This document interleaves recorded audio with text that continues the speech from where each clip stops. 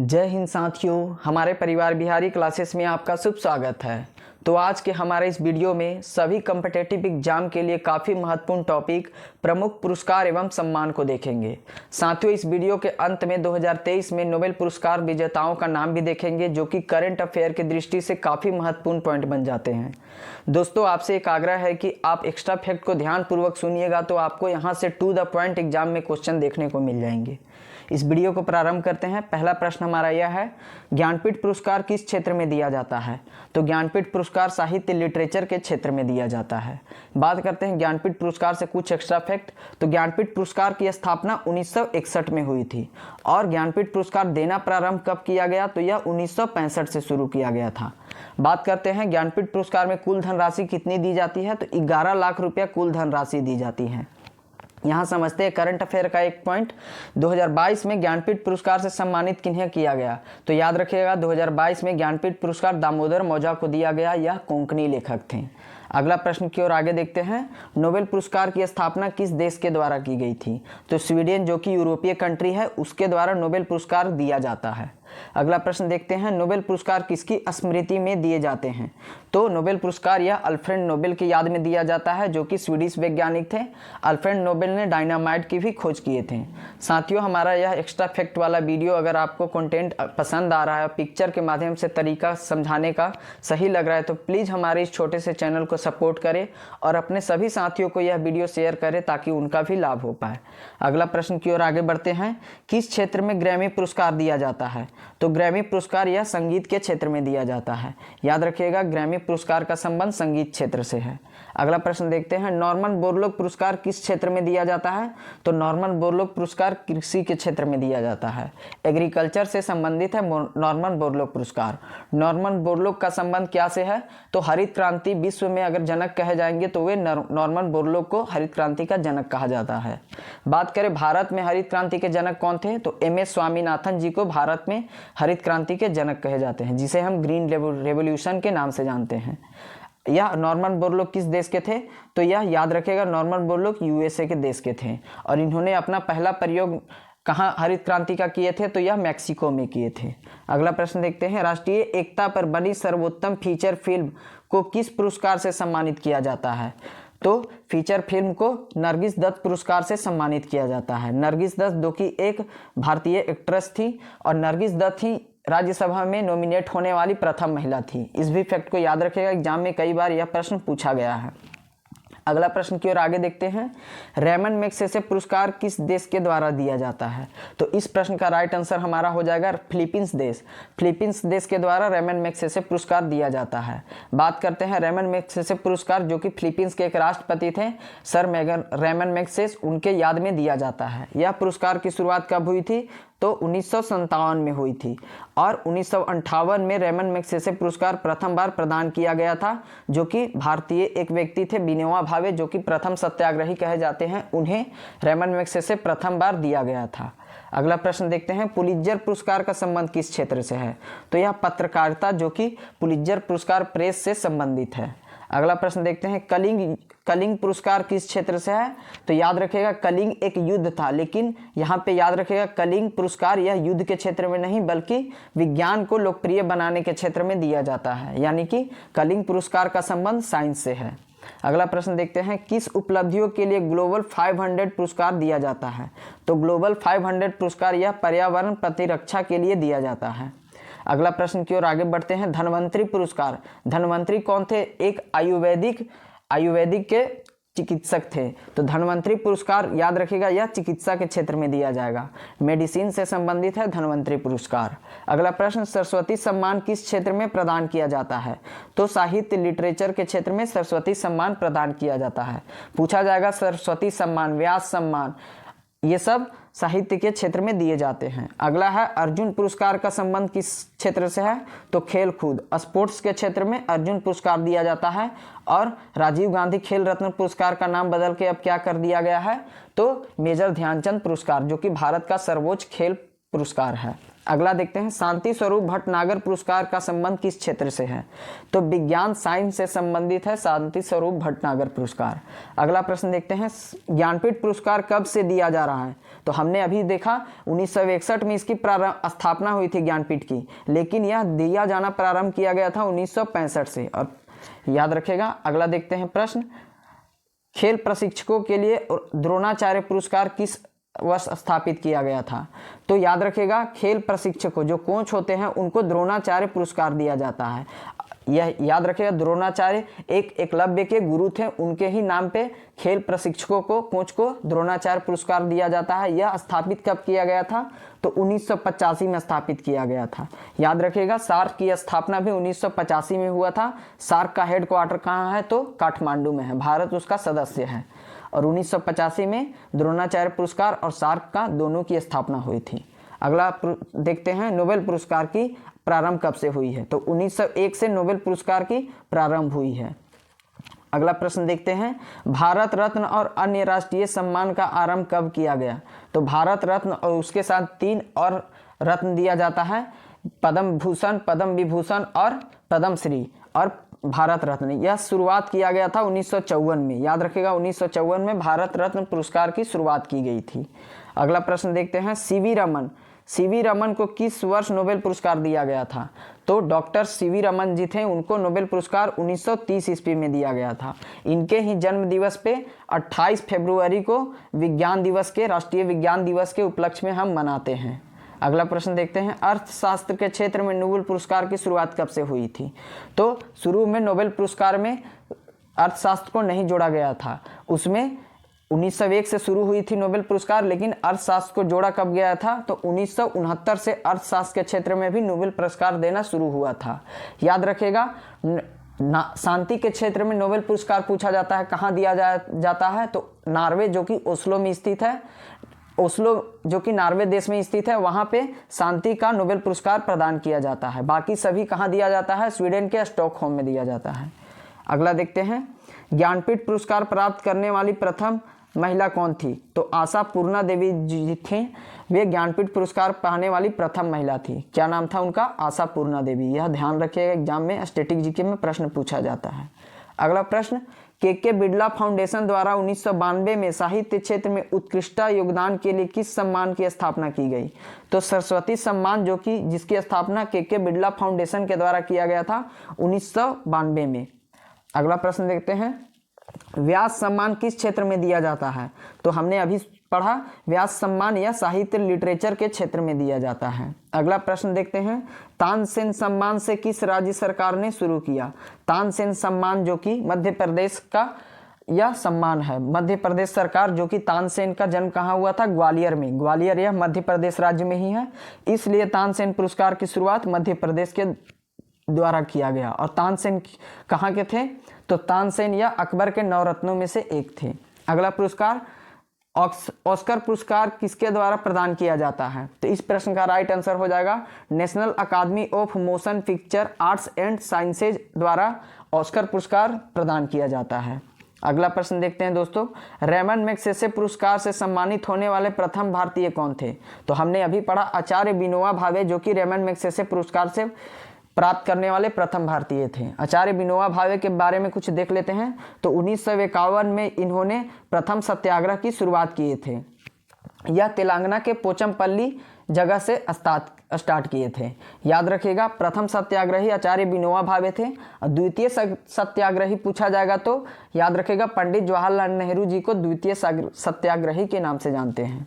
अगला प्रश्न, रविंद्रनाथ टैगोर को साहित्य के क्षेत्र में किस वर्ष नोबेल पुरस्कार दिया गया था?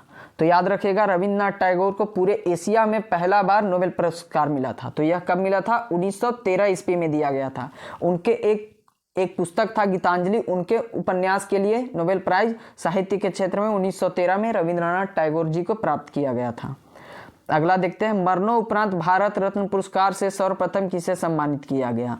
मरणोपरांत किसको भारत रत्न पहली बार मिला था? तो लाल बहादुर शास्त्री जी को मिला था। याद रखिएगा, लाल बहादुर शास्त्री जी को भारत रत्न पुरस्कार मरणोपरांत के बाद प्रदान किया गया। लाल बहादुर शास्त्री जी का मृत्यु कहाँ हुआ था? तो यह ताशकंद में हुआ था। याद रखिएगा, 1966 में। अगला देखते हैं, सुब्रमण्यम चंद्रशेखर को किस क्षेत्र में नोबेल पुरस्कार मिला था? तो भौतिकी के क्षेत्र में सुब्रमण्यम चंद्रशेखर जी को नोबेल पुरस्कार मिला था। यह कब दिया गया था? तो 1983 ईस्वी में, जब भारत ने यह वर्ल्ड कप जीता था क्रिकेट का पहला बार कपिल देव के कैप्टनशिप में। उस समय ही चंद्रशेखर सुब्रमण्यम चंद्रशेखर जी को भौतिकी के क्षेत्र में नोबेल प्राइज मिला था। इन सभी पॉइंट को याद रखिएगा को रिलेट करके, तो आपको हमेशा के लिए ये सब क्वेश्चन याद हो जाएंगे। अगला प्रश्न देखते हैं दोस्तों, भारत रत्न से विभूषित प्रथम विदेशी कौन थे? तो भारत रत्न कौन से ऐसे विदेशी को पहला बार दिया गया था? तो खान अब्दुल गफ्फार खान जी को दिया गया था। याद रखिएगा, यह 1987 ईस्वी में भारत रत्न इन्हें प्रदान किया गया था। और दूसरे व्यक्ति कौन थे? तो याद रखिएगा, यह दक्षिण अफ्रीका के गांधी कहे जाते हैं। कौन थे वे? उनका नाम था, नाम भूल रहा हूँ अभी। अगला प्रश्न देखते हैं दोस्तों, दादा साहेब फाल्के पुरस्कार किसके द्वारा प्रदान किया जाता है? तो दादा साहेब फाल्के पुरस्कार सूचना एवं प्रसारण मंत्रालय भारत सरकार के द्वारा यह प्रदान किया जाता है। अगला प्रश्न की ओर आगे देखते हैं, दादा साहेब फाल्के पुरस्कार सर्वप्रथम किसे मिला था? तो देविका रानी रोरी को दादा साहेब फाल्के पुरस्कार सर्वप्रथम प्रदान किया गया था। अगला देखते हैं, ज्ञानपीठ पुरस्कार प्राप्त करने वाले प्रथम हिंदी लेखक कौन थे? तो सुमित्रा नंदन पंत थे, उनको ज्ञानपीठ पुरस्कार सर्वप्रथम प्रदान किया गया था। अगला देखते हैं दोस्तों, सरस्वती सम्मान के प्रथम प्राप्तकर्ता कौन थे? तो सरस्वती सम्मान पूछा जाएगा तो हरिवंश राय बच्चन थे, उनको यह सरस्वती सम्मान प्रदान किया गया था। और ज्ञानपीठ पुरस्कार पूछा जाएगा तो सुमित्रा नंदन पंत। इन फैक्ट को याद रखिएगा, एग्जाम में पूछा जाता है। अगला प्रश्न की ओर आगे देखते हैं, भारत रत्न से विभूषित प्रथम विभूति कौन थे? तो भारत रत्न की शुरुआत कब हुई थी? 1954 में। 3 लोगों को 1954 में सर्वप्रथम भारत रत्न पुरस्कार प्रदान किया गया था। कौन कौन थे वे? तो हमारे देश के प्रथम उपराष्ट्रपति, जिनका नाम था डॉक्टर एस राधाकृष्णन जी, और इनके ही जन्मदिन के उपलक्ष्य में भारत में शिक्षक दिवस मनाते हैं। अगले थे डॉक्टर सीवी रमन, जिनको 1930 में नोबेल प्राइज मिला था भौतिकी के क्षेत्र में। उनको सीवी रमन, राधाकृष्णन जी और चक्रवर्ती राजगोपालाचारी। चक्रवर्ती राजगोपालाचारी थे प्रथम भारतीय गवर्नर जनरल। कौन थे? तो वे चक्रवर्ती राजगोपालाचारी थे। तो याद रखिएगा, 1954 में राधाकृष्णन जी को, सीवी रमन जी को और चक्रवर्ती राजगोपाला जी को पहली बार 3 लोगों को भारत रत्न सम्मान प्रदान किया गया था। अगला देखते हैं, प्रोफेसर अमर्त्य सेन को किस वर्ष अर्थशास्त्र का नोबेल प्राइज मिला था? तो 1998 में सर्वप्रथम अमर्त्य सेन जी को नोबेल पुरस्कार अर्थशास्त्र के क्षेत्र में भारतीयों को मिला था। अगला प्रश्न, एशियाई नोबेल पुरस्कार किसे कहा जाता है? तो हमने अभी पढ़ा, रेमन मैग्सेसे पुरस्कार को एशिया का नोबेल प्राइज कहा जाता है। यह किस देश के द्वारा प्रदान किया जाता है? तो फिलीपींस देश के द्वारा। इसकी शुरुआत कब हुई थी? तो याद रखेगा, 1957 में रेमन मैग्सेसे पुरस्कार की शुरुआत हुई थी। अगला देखते हैं दोस्तों, कुछ नोबेल प्राइज, जो कि नोबेल प्राइज का लिस्ट देखते हैं, भारतीय किन किन को नोबेल प्राइज मिला था। तो यह फैक्ट को याद रखिएगा, रविन्द्रनाथ टैगोर के साहित्य के क्षेत्र में सर्वप्रथम नोबेल प्राइज मिला था। कब? तो 1913 में, उनकी गीतांजलि उपन्यास के लिए। अगला याद रखिएगा, चंद्रशेखर वेंकट रमन जी को भौतिकी के क्षेत्र में मिला था। कब? तो 1930 में मिला था। अगला देखते हैं, हरगोविंद खुराना जी को कब मिला था? यह मेडिसिन, चिकित्सा के क्षेत्र में 1968 में प्रदान किया गया था। और मदर टेरेसा जी को शांति के क्षेत्र में दिया गया था 1979 में। और 1979 के बाद 1 साल बाद भारत रत्न पुरस्कार भी 1980 में मदर टेरेसा जी को दिया गया था। अगला देखते हैं, सुब्रमण्यम चंद्रशेखर जी को अभी हमने पढ़ा, भौतिकी के क्षेत्र में 1983 में इनको नोबेल प्राइज मिला था। अमर्त्य सेन को याद रखेगा, अर्थशास्त्र के क्षेत्र में 1998 में प्रदान किया गया था। अगला देखते हैं कुछ और, यहाँ देख लेते हैं, कैलाश सत्यार्थी एक पूछा जाता है। तो यह शांति के क्षेत्र में 2014 में नोबेल प्राइज मिला था। किनको? कैलाश सत्यार्थी जी को। अगला देखते हैं, यहाँ देखते हैं दोस्तों, अभिजीत बनर्जी एक पूछ लिया जाता है। अभिजीत बनर्जी जी को 2019 में अर्थशास्त्र के क्षेत्र में नोबेल प्राइज मिला था। उस समय मलाला यूसुफजाई थी, उनके ही साथ इनको अभिजीत बनर्जी जी को दिया गया था। सबसे युवा नोबेल प्राइज विजेता कौन है? तो मलाला यूसुफजाई को दिया गया था। महात्मा गांधी को गोली किसने मारी थी? तो इस प्रश्न का राइट आंसर हमारा हो जाएगा नाथूराम गोडसे।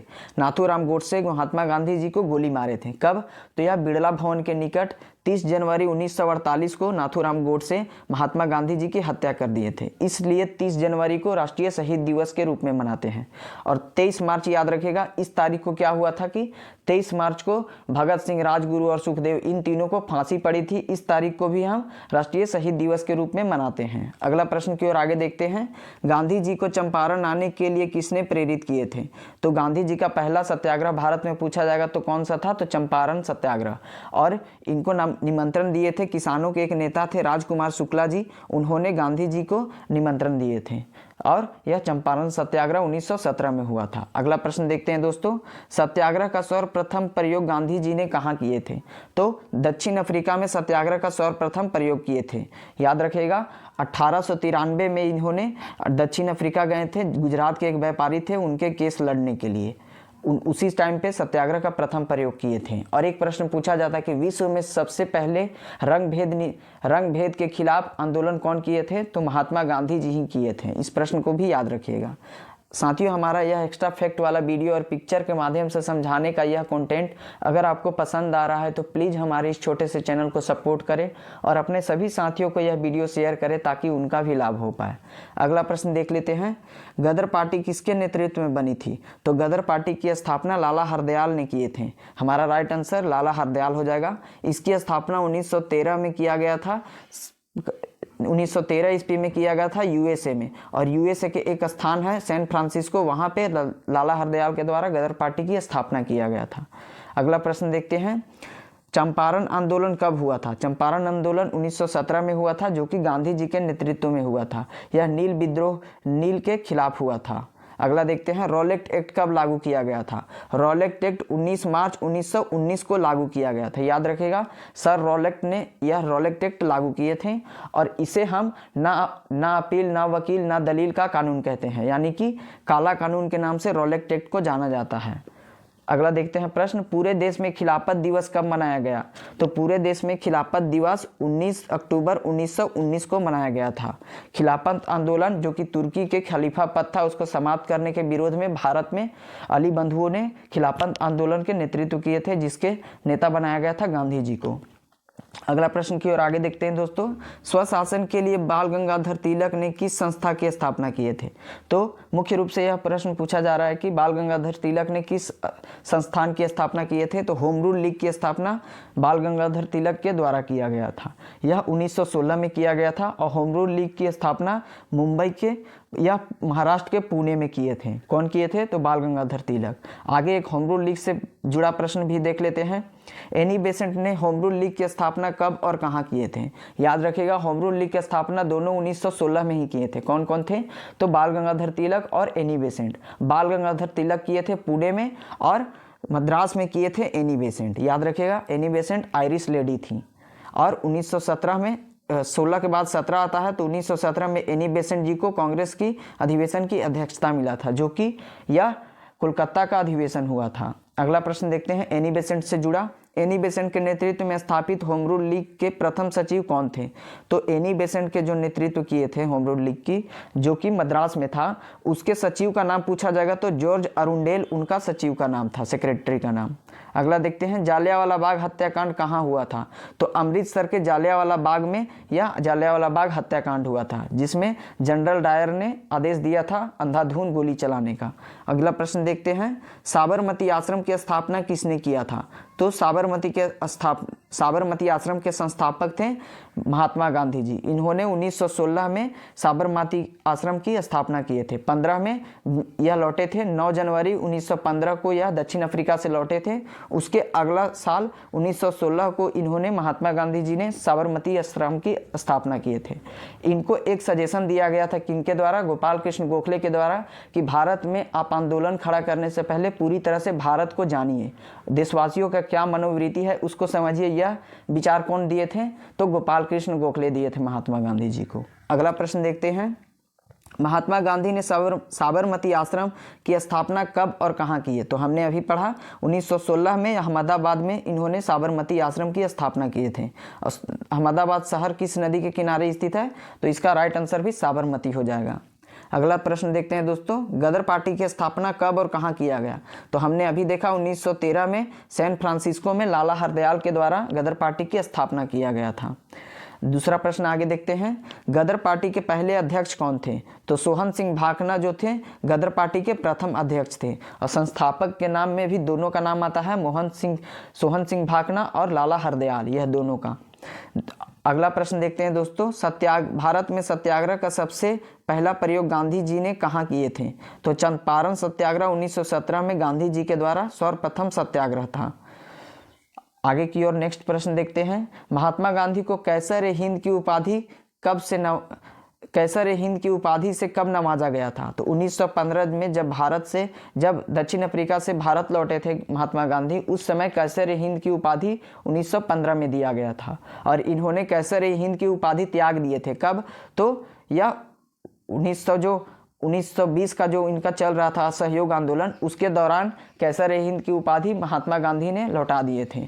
और नाइटहुड की उपाधि कौन लौटाए थे? तो याद रखेगा, रविंद्रनाथ टैगोर जलियांवाला बाग हत्याकांड के विरोध में इन्होंने नाइटहुड की उपाधि 1919 में लौटा दिए थे। अगला प्रश्न देखते हैं दोस्तों, चंपारण विद्रोह के कारण अंग्रेजों को कौन सी प्रथा समाप्त करनी पड़ी? तो 3 कठिया प्रणाली से वे लोग नील की खेती करवाते थे, यानी कि 1 बीघा में 20 कट्ठा होता है, तो 20 कट्ठा में से 3 कट्ठा में जमीन में, यानी कि 20 भाग में से 3 भाग में नील की खेती करना अनिवार्य था। नील की खेती से उपजाऊ जमीन बंजर हो जाता था, इसलिए किसान विद्रोह करते थे। अगला प्रश्न देखते हैं दोस्तों, महात्मा गांधी ने पहली बार भूख हड़ताल किसके समर्थन में किए थे?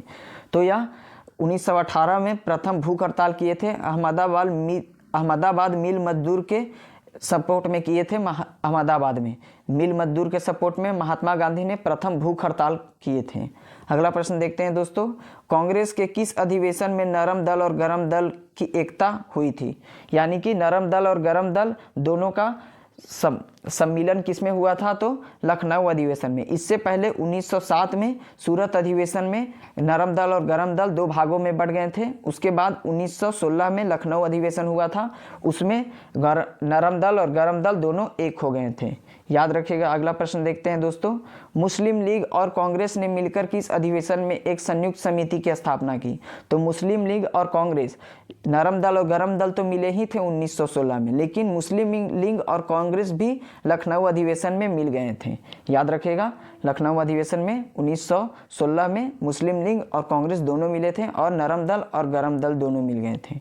अगला प्रश्न देखते हैं, गांधी जी ने रॉलेट एक्ट के विरोध में देशव्यापी हड़ताल कब शुरू किए थे? तो रॉलेट एक्ट के विरोध में देशव्यापी हड़ताल 6 अप्रैल 1919 को शुरू किए थे। अगला प्रश्न देखते हैं, जलियांवाला बाग हत्याकांड कब हुआ था? डेट के साथ ही याद रखें, एग्जाम में पूछा जाता है। 13 अप्रैल 1919 को जलियांवाला बाग हत्याकांड हुआ था। अगला प्रश्न, खिलाफत आंदोलन किसके खिलाफ शुरू किया गया था? तो मित्र राष्ट्र जो थे उनके खिलाफ यह खिलाफत आंदोलन हुआ था। मित्र राष्ट्र में वे सभी राष्ट्र थे जैसे कि अमेरिका, ब्रिटेन, फ्रांस, ये मित्र राष्ट्र के गुट थे। अगला प्रश्न देखते हैं, जलियांवाला बाग हत्याकांड के नेतृत्व किसने किए थे? तो जनरल डायर ने आदेश दिया था जलियांवाला बाग में हत्याकांड करने का। और जनरल ओ डायर को हत्या कौन किए थे जाकर के इंग्लैंड में? उधम सिंह। जनरल डायर को नहीं, जनरल ओ डायर को याद रखिएगा। जलियांवाला बाग किस व्यक्ति की संपत्ति थी? तो जलियांवाला एक बाग था जो कि किस व्यक्ति की संपत्ति थी, यह प्रश्न पूछ दिया जाएगा। तो जल्दी नाम के एक व्यक्ति थे, उनका ही बगीचा का नाम था जलियांवाला बाग। अगला प्रश्न देखते हैं, असहयोग आंदोलन कब शुरू हुआ था? तो 1 अगस्त 1920 में असहयोग आंदोलन हुआ था। और असहयोग आंदोलन का प्रस्ताव कहाँ पारित हुआ था? तो कानपुर के या नागपुर के 1920 के अधिवेशन में हुआ था। याद रखिएगा। अगला देखते हैं, जलियांवाला बाग हत्याकांड में किस भारतीय ने जनरल डायर को बता दिया था? तो यह मुखबरी किया था हंसराज ने कि जलियांवाला बाग में बहुत सारे भारतीय लोग मीटिंग कर रहे हैं। तो यह जनरल डायर को हंसराज ने जाकर बताया था। हंसराज एक बहुत बड़ा गद्दार था। अगला देखते हैं, हिंदू और मुसलमानों की संयुक्त कॉन्फ्रेंस की अध्यक्षता महात्मा गांधी ने कब किए थे? तो हिंदू और मुस्लिम की संयुक्त कॉन्फ्रेंस हुआ था, उसकी अध्यक्षता गांधी जी ने 23 नवंबर 1919 को किए थे। अगला देखते हैं दोस्तों प्रश्न, खिलाफत आंदोलन किसके समर्थन में किया गया था? तो याद रखिएगा, खिलाफत आंदोलन जब फर्स्ट वर्ल्ड वार या मित्र राष्ट्र लोग जीत गए थे, तो इंग्लैंड जो था उस पर टर्की का अधिकार हो गया। टर्की का जो होता था खलीफा पद, वे प्रधान होते थे, तो तुर्की में खलीफा पद को समाप्त कर दिया गया। उसी के विरोध में भारतीय लोग भी खिलाफत आंदोलन शुरू किए थे, जिसका नेतृत्व गांधी जी कर रहे थे और इसकी शुरुआत अली बंधुओं के द्वारा किया गया था। अगला प्रश्न, अमेरिका के किस राष्ट्रपति ने हिरोशिमा पर बम गिराने का आदेश दिया था? हमें पता है कि ये सेकेंड वर्ल्ड वॉर के समय अमेरिका के राष्ट्रपति कौन थे? रूजवेल्ट। लेकिन बम गिराया गया था 1945 में हिरोशिमा और नागासाकी पे, तो उस समय राष्ट्रपति पूछा जाएगा तो हेनरी ट्रूमैन थे राष्ट्रपति। याद रखेगा, हेनरी ट्रूमैन थे अमेरिका के राष्ट्रपति जब हिरोशिमा और नागासाकी पे बम गिराया गया था। अगला प्रश्न, नौजवान भारत सभा की स्थापना किसने किए थे? तो सरदार भगत सिंह नौजवान भारत सभा की स्थापना 1926 में किए थे। और HSRA की स्थापना कब किया गया था? तो 1928 में। या HRA के बाद 1924 में HRA की स्थापना हुई थी और HSRA की स्थापना 1928 में हुई थी, याद रखेगा। और इस समय HSRA की स्थापना कौन किए थे? तो यह किए थे चंद्रशेखर आजाद और भगत सिंह के द्वारा। अगला प्रश्न, पर्सलिन टावर किस देश में स्थित है? सभी को तो और टावर पता है, लेकिन पर्सलिन टावर अगर पूछ दिया जाएगा तो यह चीन में स्थित है। चीन में पर्सलिन टावर स्थित है। यहाँ से सभी कुछ आंदोलनों को देख लेते हैं बारी बारी से।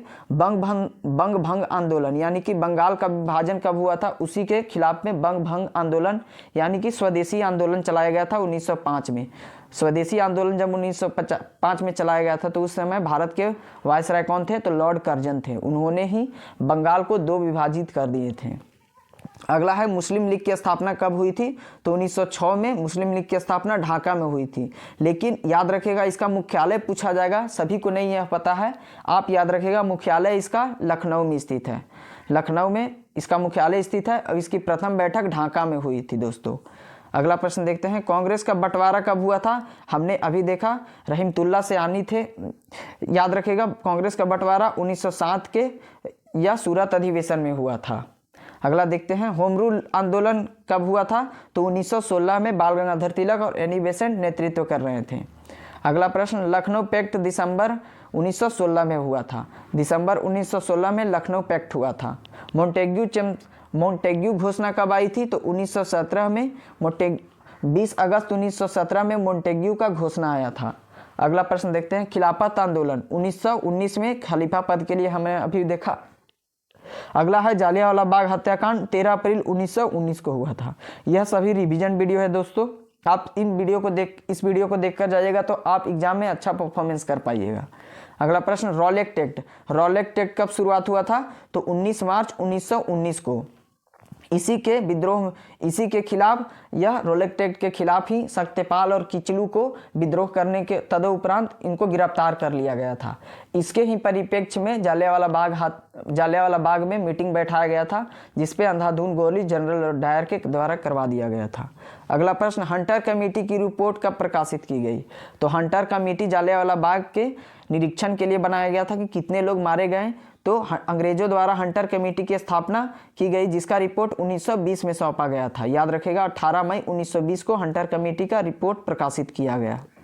अगला प्रश्न की देखते हैं, कांग्रेस का नागपुर अधिवेशन कब हुआ था? तो दिसंबर 1920 में कांग्रेस का नागपुर अधिवेशन हुआ। इसमें ही असहयोग आंदोलन को स्वीकृति मिली थी। असहयोग आंदोलन की शुरुआत कब से हुई? तो 1 अगस्त 1920 से। चौरी चौरा कांड हुआ था, जिसके उपरांत असहयोग आंदोलन को गांधी जी वापस ले लिए थे। कब? तो 5 फरवरी 1922 को असहयोग आंदोलन वापस ले लिया गया था। अगला देखते हैं, यह कांड हुआ था चौरी चौरा कांड 5 फरवरी 1922 को। यह उत्तर प्रदेश के गोरखपुर के एक थाने को जलाया गया था। स्वराज पार्टी की स्थापना कब किया गया? तो 1 जनवरी 1923 में स्वराज पार्टी की स्थापना चित्तरंजन दास और मोतीलाल नेहरू, जो कि यह पंडित जवाहरलाल नेहरू के पिता हैं, उन्होंने किए थे। यह कब किया गया था? तो असहयोग आंदोलन जब गांधी जी वापस ले लिए थे, इससे खपा होकर के सभी नेता अलग अलग गुट अपना बनाने लगे थे। उसी में स्वराज पार्टी की स्थापना 1923 में कौन किए थे? तो चित्तरंजन दास और मोतीलाल नेहरू। अगला प्रश्न देखते हैं, हिंदुस्तान रिपब्लिकन एसोसिएशन, हमने अभी बात करा, HSRA का फुल फॉर्म होता है हिंदुस्तान रिपब्लिकन एसोसिएशन की स्थापना 1924 में अक्टूबर माह में हुई थी। साइमन कमीशन की नियुक्ति कब हुई थी? तो 1927 में साइमन कमीशन की नियुक्ति हुई थी। और भारत में साइमन कमीशन कब आया था? तो 1928 में 13 फरवरी 1928 को। अगला देखते हैं नेहरू रिपोर्ट कब प्रकाशित हुआ था, तो 1928 को अगस्त महीने में हुआ था। बारदोली सत्याग्रह, बारदोली सत्याग्रह का नेतृत्व कौन कर रहे थे, तो सरदार वल्लभ भाई बारदोली सत्याग्रह का नेतृत्व कर रहे थे, जो कि अक्टूबर 1928 में बारदोली सत्याग्रह हुआ था। इसमें ही सरदार की उपाधि बारदोली की महिलाओं के द्वारा दिया गया, और बारदोली की महिलाओं को सजेशन कौन दिए थे कि सरदार की उपाधि दिया जाए वल्लभ भाई पटेल जी को, तो वह महात्मा गांधी देने वाले थे। याद रखिएगा, ये फैक्ट को याद एग्जाम में पूछा जा सकता है। लाहौर षड्यंत्र केस कब हुआ था, तो 8 अप्रैल 1929 में लाहौर षड्यंत्र केस के ही दौरान ये तीनों को फांसी दिया गया था। किन किन को, तो भगत सिंह, राजगुरु और सुखदेव को। अगला प्रश्न देखते हैं, कांग्रेस के लाहौर अधिवेशन, कांग्रेस का लाहौर अधिवेशन कब हुआ था, तो 1929 हुआ था, जिसकी अध्यक्षता पंडित जवाहरलाल नेहरू कर रहे थे। इसमें ही पूर्ण स्वराज की मांग किए थे सबसे पहली बार। द्वितीय गोलमेज सम्मेलन कब हुआ था, तो 1931 में। याद रखिएगा, पहला हुआ था 30 में, दूसरा हुआ था 31 में और तीसरा हुआ था 32 में। याद रखिएगा, दूसरे वाले अधिवेशन में कांग्रेस ने भाग लिए थे, और तीनों अधिवेशन में भाग लेने वाले कौन व्यक्ति थे, तो यह डॉक्टर भीमराव अंबेडकर साहब थे। अगला देखते हैं, स्वाधीनता दिवस की घोषणा कब की गई, तो 2 जनवरी 1930 को स्वाधीनता दिवस की घोषणा की गई। नहीं, याद रखिएगा 26 जनवरी 1930 को स्वाधीनता दिवस की घोषणा की गई। आगे देखते हैं दोस्तों, नमक सत्याग्रह कब से कब तक चला था, तो याद रखिएगा नमक सत्याग्रह जो था 12 मार्च 1930 से लेकर के 6 अप्रैल 1930 तक चला था। 24 दिनों का यह दांडी मार्च था, जो कि यह 12 मार्च से लेकर 6 अप्रैल तक 1930 में चला था। इसका नेतृत्व गांधी जी कर रहे थे और सरोजिनी नायडू कर रहे थे। लेकिन पूछा जाता है कि तमिलनाडु में इसका नेतृत्व दांडी मार्च का कौन कर रहे थे, तो सी राजगोपालाचारी। इस फैक्ट को याद रखिएगा। सविनय अवज्ञा आंदोलन यह कब किया गया था, तो 6 अप्रैल 1930 में सविनय अवज्ञा आंदोलन किया गया था। प्रथम गोलमेज सम्मेलन हमने पढ़ा 12 नवंबर 1930 को प्रथम गोलमेज फर्स्ट राउंड टेबल कॉन्फ्रेंस हुआ था। गांधी इरविन समझौता, गांधी इरविन पैक्ट 8 मार्च 1931 को हुआ था। इसमें ही गांधी और इरविन को 2 महात्मा की संज्ञा कौन दिए थे, तो सरोजिनी नायडू जी दिए थे। गांधी और इरविन जो हैं 2 महात्मा हैं, 2 महात्माओं का यह समझौता हो रहा है, यह कौन कहने वाले थे, तो सरोजिनी नायडू। अगला प्रश्न देखते हैं, कॉम्युनल अवार्ड्स जिसके सांप्रदायिक पंचाट के नाम से जानते हैं, यह कब प्रकाशित किया गया, तो 16 अगस्त 1932 को सांप्रदायिक पंचाट आया था।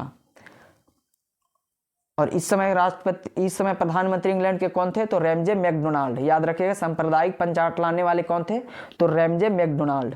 अगला देखते हैं, पूना पैक्ट, पूना के पैक्ट गांधी जी और भीमराव अंबेडकर के बीच कब हुआ था, सितंबर 1932 में। पूना पैक्ट में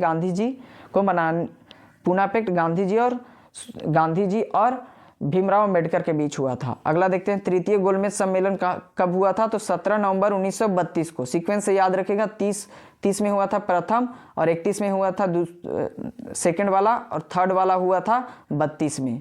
अगला देखते हैं प्रश्न, कांग्रेस सोशलिस्ट पार्टी का गठन कब किया गया, तो कांग्रेस सोशलिस्ट पार्टी का गठन मई 1934 में किया गया था। फॉरवर्ड ब्लॉक की स्थापना यह सुभाष चंद्र बोस के द्वारा कब किया गया, तो 1 मई 1939 में फॉरवर्ड ब्लॉक की स्थापना किया गया था। अगला देखते हैं, मुक्ति दिवस, यह मुस्लिम लीग थे, उन्होंने मुक्ति दिवस मनाए थे कब, तो 22 दिसंबर 1939 को मुक्ति दिवस मनाए थे मुस्लिम लीग के द्वारा। पाकिस्तान की मांग कब की गई थी, तो 24 मार्च 1940 को पाकिस्तान की मांग की गई थी। यह लाहौर अधिवेशन किया गया था मुस्लिम लीग के द्वारा। उसके ही तदुपरांत 1940 में पाकिस्तान की मांग की गई थी। और लाहौर अधिवेशन की अध्यक्षता कौन कर रहे थे मुस्लिम लीग का, तो मोहम्मद अली जिन्ना। अगला देखते हैं, अगस्त प्रस्ताव, अगस्त प्रस्ताव कब हुआ था, तो 8 अगस्त 1940 को अगस्त प्रस्ताव लाया गया था। अगला देखते हैं, भारत छोड़ो प्रस्ताव, भारत छोड़ो मूवमेंट यह कब आया था, 8 अगस्त 1942 को। लेकिन इसका प्रारंभ कब किया गया था, तो 9 अगस्त 1942 से। याद रखेगा, 9 अगस्त को ऑपरेशन 0 आवर के तहत सभी नेताओं को गिरफ्तार कर लिया गया था, और आगा खां पैलेस में रखा गया, पुणे के आगा खां पैलेस में रखा गया था। किनको, तो महात्मा गांधी जी को। अगला देखते हैं, क्रिप्स मिशन का प्रस्ताव, क्रिप्स मिशन आया था 1942 में। इसे ही गांधी जी ने पोस्ट डेटेड चेक कहा था। इसमें ही कहा गया था कि भारत को अपना संविधान बनाने की आज़ादी दिया जाएगा और डोमिनियन स्टेट स्वीकार किया जाएगा। लेकिन गांधी जी कहे थे कि नहीं, हमें ये पोस्ट डेटेड चेक है जो कि वर्ल्ड वार युद्ध खत्म होने के बाद यह आपको अधिकार दिया जाएगा। तो इसलिए गांधी जी कहे थे कि नहीं, वर्ल्ड वार खत्म होगा उसके बाद आप लोग का विचार बदल जाएगा, तो गांधी जी से पोस्ट डेटेड चेक कहे थे। अगला देखते हैं शिमला सम्मेलन। शिमला सम्मेलन कब हुआ था? तो 25 मई 1945 को हुआ था।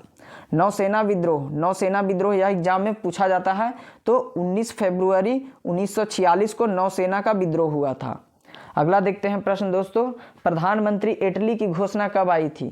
तो जब लेबर पार्टी की शासन चल रहा था, लेबर पार्टी की सरकार बनी थी जब भारत आज़ाद हुआ था इंग्लैंड में, तो उसके प्रधानमंत्री कौन थे? तो क्लाइमेट एटली थे। उनके ही परिप्रेक्ष्य में हमारा देश आज़ाद हुआ। तो प्रधानमंत्री इटली की घोषणा कब आई थी? तो 15 मार्च 1946 को आई थी। इन्होंने कहे थे कि 1948 तक भारत को आज़ाद कर दिया जाएगा। कैबिनेट मिशन की आगमन कब हुई थी? तो 24 मार्च 1946 को कैबिनेट मिशन की आगमन हुए। इसके थे अध्यक्ष कौन कौन? इसके अध्यक्ष का नाम था पेंथिक लॉरेंस, और एक सदस्य थे क्रिप्स, सर स्टोफर्ड क्रिप्स, और तीसरे सदस्य थे एबी अलेक्जेंडर। 3 सदस्य थे कैबिनेट मिशन में। अगला प्रश्न देखते हैं, प्रत्यक्ष कार्यवाही दिवस। प्रत्यक्ष कार्यवाही दिवस, डायरेक्ट एक्शन डे, कब मनाते हैं? तो 16 अगस्त 1946 को प्रत्यक्ष कार्यवाही दिवस मनाते हैं। अगला देखते हैं दोस्तों, अंतरिम सरकार की स्थापना कब की गई थी? तो आज़ादी से पहले अंतरिम सरकार की गठन किया गया था। यह 2 सितंबर 1946 को किया गया था। माउंटबेटन की योजना 3 जून की योजना के नाम से जाना जाता है। 1947 में माउंटबेटन ने 3 जून की योजना, जिसे माउंटबेटन की योजना कहते हैं। स्वतंत्रता भारत को कब मिली थी? तो हमारा देश इंडिपेंडेंट कब हुआ? तो 15 अगस्त 1947 को पूरी तरह से हमारा देश आज़ाद हो गया। आपसे एक आग्रह है कि आप एक्स्ट्रा फैक्ट को ध्यानपूर्वक सुनिएगा, यहाँ से आपको एग्जाम में टू द पॉइंट क्वेश्चन देखने को मिल जाएंगे। तो हम जल्दी से इस वीडियो को प्रारंभ करते हैं। पहला प्रश्न हमारा देख लेते हैं। अटल टनल मनाली और लेह मार्ग को जोड़ती है। याद रखेगा, अटल टनल जो कि भारत की सबसे लंबी सुरंग है, यह लेह और मनाली मार्ग को जोड़ती है। इसकी लंबाई पूछा जाएगा कि अटल टनल कितनी लंबाई है? तो कुल लंबाई इसकी है 9.02 किलोमीटर। याद रखेगा, अटल टनल की कुल लंबाई 9.02 किलोमीटर। अगला प्रश्न देख लेते हैं। वर्णांता वाले व्यक्ति को लाल रंग हरा दिखाई देता है। वर्णांता एक अनुवांशिकी रोग है जिसमें लाल रंग उसको हरा दिखाई देता है। और भी अनुवांशिकी रोगों को देखते हैं, जैसे हीमोफीलिया, जिसको हम रॉयल डिजीज के नाम से जानते हैं, यह भी एक अनुवांशिकी रोग है। अगला प्रश्न देखते हैं। जवाहर सुरंग जो कि बनिहाल दर्रा में अवस्थित है। पूछा जाएगा कि जवाहर सुरंग किस दर्रे में स्थित है? तो बनिहाल दर्रा में। अगर प्रश्न यह पूछा जाएगा कि बनिहाल दर्रा किन दो शहरों को जोड़ती है? तो याद रखेगा, श्रीनगर और जम्मू को बनिहाल दर्रा जोड़ती है।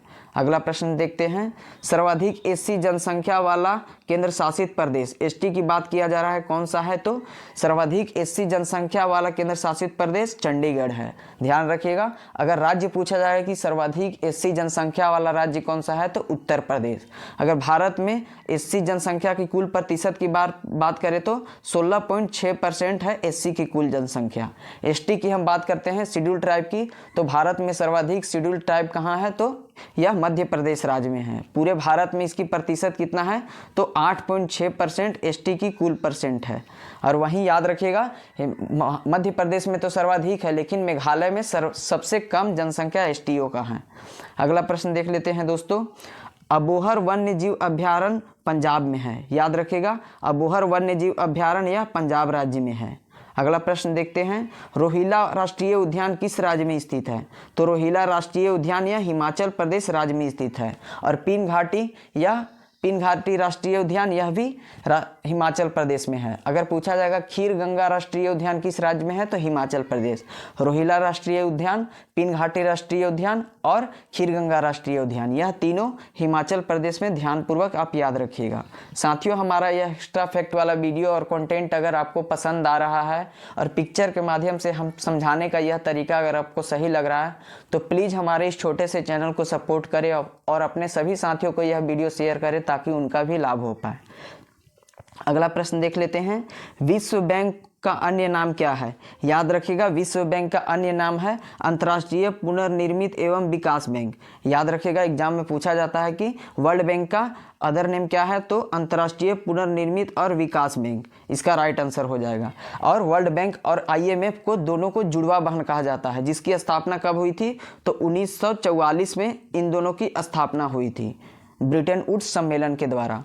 अगला प्रश्न देखते हैं, नटाल कांग्रेस की स्थापना 1994 में महात्मा गांधी जी के द्वारा दक्षिण अफ्रीका में किया गया था। याद रखिएगा, दक्षिण अफ्रीका में ये महात्मा गांधी कब गए थे, तो 1893 में एक गुजरात के व्यापारी थे, उनके केस लड़ने के लिए वे दक्षिण अफ्रीका गए थे। और पूछा जाता है कि नटाल कांग्रेस की स्थापना कब की गई थी, तो 1800 अगले साल कर दिए थे 94 में। यह गांधी जी दक्षिण अफ्रीका में किए थे। पूछा जाता है कि ये अश्वेत क्रांति यानी रंग भेद नीति के विरुद्ध ये पहला आंदोलन करने वाले विश्व में व्यक्ति वे कौन थे, तो महात्मा गांधी ही उसका हमारा राइट आंसर हो जाएगा। ये भारत कब लौट कर आए थे, तो याद रखेगा 1915 में यह दक्षिण अफ्रीका से भारत लौट कर आए थे। और ये दिन कौन सा था, तो 9 जनवरी, इसलिए 9 जनवरी को राष्ट्रीय प्रवासी दिवस के रूप में हम मनाते हैं। अगला प्रश्न देखते हैं, अभ्रक में सिलिका की मात्रा सर्वाधिक होती है। याद रखिएगा, अभ्रक में सर्वाधिक मात्रा किसकी होती है, यह प्रश्न वन लाइनर में पूछ दिया जाता है। तो अभ्रक की सर्वाधिक मात्रा सिलिका होती है, अभ्रक में सर्वाधिक मात्रा सिलिका में होती है। और भारत में अभ्रक की मात्रा सर्वाधिक पाई जाती है। कौन सा खान है, तो कोडरमा के पहाड़ी से अभ्रक निकाला जाता है, जो कि झारखंड राज्य में स्थित है। अगला प्रश्न है, रूस का गांधी किन्हें कहा जाता है, तो रूस का गांधी लेनिन को कहते हैं। याद रखेगा, लेनिन को रूस की गांधी कहते हैं। और लेनिन ने ही नारा दिया था कि युद्ध बंद करो। अगला प्रश्न देखते हैं, कालिदास चंद्रगुप्त द्वितीय के नवरत्नों में शामिल थे। याद रखेगा, चंद्रगुप्त द्वितीय के नवरत्नों में कौन कौन शामिल थे, तो कालिदास थे और आर्यभट्ट थे और वराह मिहिर भी थे, इनके ही नवरत्नों में शामिल। याद रखेगा, चंद्रगुप्त द्वितीय के कार्यकाल में ह्वेनसांग एक चीनी यात्री आया था, नहीं फहियान आया था। ह्वेनसांग पूछा जाएगा तो हर्षवर्धन के कार्यकाल में आया था। कालिदास, वराह मिहिर और आर्यभट्ट ये तीनों चंद्रगुप्त द्वितीय के नवरत्नों में शामिल थे। अगला प्रश्न देखते हैं, कालिदास का प्रथम रचना क्या था। सभी को तो पता है उनके लेखक, लेकिन याद रखिएगा कालिदास का प्रथम रचना पूछ दिया जाएगा तो ऋतु संहार हमारा राइट आंसर हो जाएगा। और अभिज्ञान शाकुंतलम भी यह कालिदास का है दोस्तों। अगला प्रश्न देखते हैं, वेलिंगटन ट्रॉफी का संबंध नौकायान से है। वेलिंगटन ट्रॉफी का संबंध नौकायान से है, याद रखिएगा। और वेम्बनाथ झील पूछा जाएगा, जो कि यह केरल में है, यहीं पे वेम्बनाथ झील में नौकायान होता है। केरल में नौकायान होता है वेम्बनाथ झील में, जो कि भारत की सबसे लंबी झील है। अगला प्रश्न देखते हैं, सूत पिटक में बौद्ध के उपदेशों का संग्रह किया गया है। सूत पिटक जो कि बौद्ध धर्म का एक धार्मिक ग्रंथ है, उसमें बुद्ध के उपदेशों का वर्णन किया गया है। ऑप्शन में दिया रहेगा कि सूत पिटक में क्या है, तो बुद्ध के उपदेशों का है। और प्रथम उपदेश कहाँ दिए थे गौतम बुद्ध, याद रखिएगा, तो उन्होंने सारनाथ, जो कि यह वाराणसी के बगल में है, वहाँ पे सबसे पहले यह उपदेश दिए थे। और सर्वाधिक उपदेश पूछा जाता है कि महात्मा बुद्ध ने सर्वाधिक उपदेश कहाँ दिए थे, तो श्रावस्ती में दिए थे। इन सभी फैक्ट को याद रखिएगा। उनकी मृत्यु यानी निर्वाण प्राप्ति कहाँ हुई थी, तो कुशीनगर में हुई थी। अगला प्रश्न है, अभिनव भारत की स्थापना कब की गई थी, तो याद रखिएगा, यह मित्र मेला लगा था 1899 में, उसकी स्थापना भी वीर सावरकर ने किए थे। वही जाकर आगे संगठन बन करके यह अभिनव भारत के रूप में उभरा था, जो कि 1904 में बना था। और ये सावरकर बंधुओं ने यह मित्र मेला की स्थापना किए थे, जो आगे चलकर अभिनव भारत की रूप में स्थापित हुआ। कब, तो 1904 ईस्वी में। और 1905 इसके अगले साल ही क्या हुआ था कि यह अगले साल ही बंगाल का विभाजन लॉर्ड कर्जन के कार्यकाल में किया गया था। अगला प्रश्न देखते हैं, अनुशीलन समिति क्रांतिकारियों का संगठन का केंद्र कहाँ था। अनुशीलन समिति था जो कि एक क्रांतिकारियों का संगठन था, जिसका केंद्र था बंगाल में। याद रखिएगा, प्रश्न पूछा गया है कि अनुशीलन समिति का केंद्र कहाँ था, तो बंगाल में था। अगला प्रश्न है हमारा, अभिनव भारत महाराष्ट्र की क्रांतिकारियों संगठन थी। अभिनव भारत जो था, जिसके बीडी सावरकर निर्माण करता थे, ये कहाँ का संगठन था, तो यह महाराष्ट्र में इसका यह संगठन बना था। अगला प्रश्न है, आज़ाद हिंद फौज के मुकदमे की पैरवी के लिए टीम गठित की गई थी, जिसके नेतृत्व कौन कर रहे थे? तो भूला भाई देसाई कर रहे थे और पंडित जवाहरलाल नेहरू। आज़ाद हिंद फौज का जो मुकदमा चलाया गया था, कब चलाया गया था? तो यह 1945 में यह मुकदमा चलाया गया था। ध्यान रखिएगा, आज़ाद हिंद फौज का मुकदमा 1945 में चलाया गया। किनके द्वारा? तो भूला भाई देसाई और पंडित जवाहरलाल नेहरू के द्वारा। आगे हम कुछ और प्रश्न देख लेते हैं। ये सभी बहुत अच्छे लेवल के प्रश्न हैं दोस्तों, इसको आप कंठस्थ करके जाइएगा, एग्जाम में प्रश्न यहाँ से जरूर बनेंगे। अगला प्रश्न देख लेते हैं। स्वर्ण कमल पुरस्कार सिनेमा के क्षेत्र में दिया जाता है। अगर प्रश्न पूछा जाएगा कि स्वर्ण कमल पुरस्कार किसके क्षेत्र में दिया जाता है, तो सिनेमा जगत में या फिल्म इंडस्ट्री में स्वर्ण कमल पुरस्कार दिया जाता है। अगला पुरस्कार है दादा साहेब फाल्के पुरस्कार की शुरुआत कब हुई थी? दादा साहेब फाल्के पुरस्कार जो कि फिल्म जगत की सर्वोच्च पुरस्कार है, जिसकी शुरुआत 1969 में हुई थी। याद रखिएगा, 1969 में दादा साहेब फाल्के पुरस्कार की शुरुआत हुई थी और देविका रानी रोरी को यह पहला दिया गया था। अगला प्रश्न देखते हैं। अंतर्राष्ट्रीय नेल्सन मंडेला दिवस। नेल्सन मंडेला कौन थे? तो अफ्रीका के गांधी के रूप में जाने जाते हैं नेल्सन मंडेला, जिन्होंने दक्षिण अफ्रीका को आज़ादी दिलाए थे। तो अंतर्राष्ट्रीय नेल्सन मंडेला दिवस यह 18 जुलाई को मनाया जाता है। भारत रत्न से इन्हें प्रदान किया गया था। तो यह कब किया गया था? तो 1990 में नेल्सन मंडेला जी को 1990 में भारत रत्न प्रदान किया गया, जो कि एक दूसरे विदेशी थे। प्रथम विदेशी कौन थे जिन्हें भारत रत्न प्रदान किया गया? तो 1987 में खान अब्दुल गफ्फार खान जी को भारत रत्न प्रदान किया गया। भारत रत्न की बात करें तो पहला बार यह 1954 में दिया गया था। किन किन को? तो उस समय भारत के उपराष्ट्रपति थे डॉक्टर सर्वपल्ली राधाकृष्णन और सीवी रमन जी को दिया गया था और सी राजगोपालाचारी जी को दिया गया था। इन तीनों को 1954 में पहली बार भारत रत्न पुरस्कार सम्मानित किया गया। अगला देखते हैं दोस्तों, इग्नू की स्थापना कब हुई थी? तो इग्नू की स्थापना 1985 में हुई थी। जब सार्क की स्थापना हुई थी 1985 में, जिसको हम दक्षेस के नाम से जानते हैं, इसकी भी स्थापना इग्नू और सार्क दोनों की एक ही टाइम पीरियड में हुई थी। और याद रखिएगा, इग्नू का हेडक्वार्टर कहाँ है? तो नई दिल्ली में है और सार्क का हेडक्वार्टर कहाँ है? तो नेपाल की राजधानी काठमांडू में है। अगला प्रश्न देख लेते हैं दोस्तों। कोणार्क मंदिर का नाम ब्लैक पैगोडा है, यह किसने दिया था? तो कोणार्क टेम्पल यह उड़ीसा राज्य में है, जिसको हम ब्लैक पैगोडा के नाम से जानते हैं। कोणार्क मंदिर जो कि सूर्य देव को समर्पित है। और कोणार्क टेम्पल को ब्लैक पैगोडा किसने कहा था? तो यूरोपियन नाविक जो थे उन्होंने कोणार्क टेम्पल को ब्लैक पैगोडा करते थे। इसका कहानी यह है कि यूरोपियन नाविक जब आते थे यह उत्कल तट पे, तो वहाँ से उनको दूर से ही दिखता था कि काला रंग का एक मंदिर है, तो जिसको ब्लैक पैगोडा उन लोग को निर्देशित किया जाता था कि वहाँ पे हमें पहुँचना है। अगला देखते हैं। पृथ्वी की कक्षा में स्थापित होने वाला पहला उपग्रह कौन सा था? तो पृथ्वी की कक्षा में पहला उपग्रह था स्पुतनिक 1। स्पुतनिक 1 जो कि सोवियत संघ 1957 में यह बनाया था, जो कि स्पुतनिक 1 यह 1957 में सोवियत संघ जो कि रूस आज है उनके द्वारा स्थापित किया गया था पहला उपग्रह। अगला प्रश्न देखते हैं दोस्तों। परमाणु परीक्षण 1998 में भारत के द्वारा किया गया था। यह कहाँ किया गया था? तो पोखरण में किया गया था। और कार्यकाल पूछा जाएगा कि यह इसके समय कौन थे? तो इंदिरा गांधी। इसके समय कौन थे? तो अटल बिहारी वाजपेयी थे भारत के प्रधानमंत्री। और 1998 का कोड नाम क्या था परमाणु परीक्षण का? तो ऑपरेशन शक्ति। याद रखिएगा, शक्ति उसका कोड नेम था। एक बार उससे पहले भी किया गया था परमाणु परीक्षण 1972 में। उस समय भारत के प्रधानमंत्री कौन थी? तो इंदिरा गांधी थी। उन्होंने पोखरण में परमाणु परीक्षण 1972 का कोड नेम क्या दिया था? तो स्माइलिंग बुद्धा, बुद्ध मुस्कुराए। अगला प्रश्न देखते हैं। चाय की खेती के लिए सर्वाधिक उपयुक्त मिट्टी कौन सी है? तो चाय की खेती के लिए सर्वाधिक उपयुक्त मिट्टी की बात करें तो लेटेराइट मिट्टी है। याद रखिएगा दोस्तों, चाय की खेती के लिए सर्वाधिक उपयुक्त मिट्टी लेटेराइट मिट्टी है। और फैक्ट को याद रखिएगा, जैसे चाय की खेती भारत में सर्वाधिक कहाँ होती है? तो असम में होती है। और विश्व में अगर पूछा जाएगा तो चीन में होती है। वही कॉफ़ी की सर्वाधिक खेती कहाँ होती है? तो भारत में कर्नाटक में होती है। विश्व में पूछा जाएगा तो कॉफ़ी की सर्वाधिक खेती या कहवा यानी कि ब्राजील में होती है। अगला देखते हैं दोस्तों। एकमात्र विषैली छिपकली जिसको हम हेलोडर्मा कहते हैं, विषैली छिपकली का नाम क्या है? तो पूछ दिया जाएगा वन लाइनर में, तो उसका नाम है हेलोडर्मा। सर्वाधिक विषैली मछली का क्या नाम है दोस्तों? तो याद रखिएगा, सर्वाधिक विषैली मछली का स्टोन फिश के नाम से जानते हैं।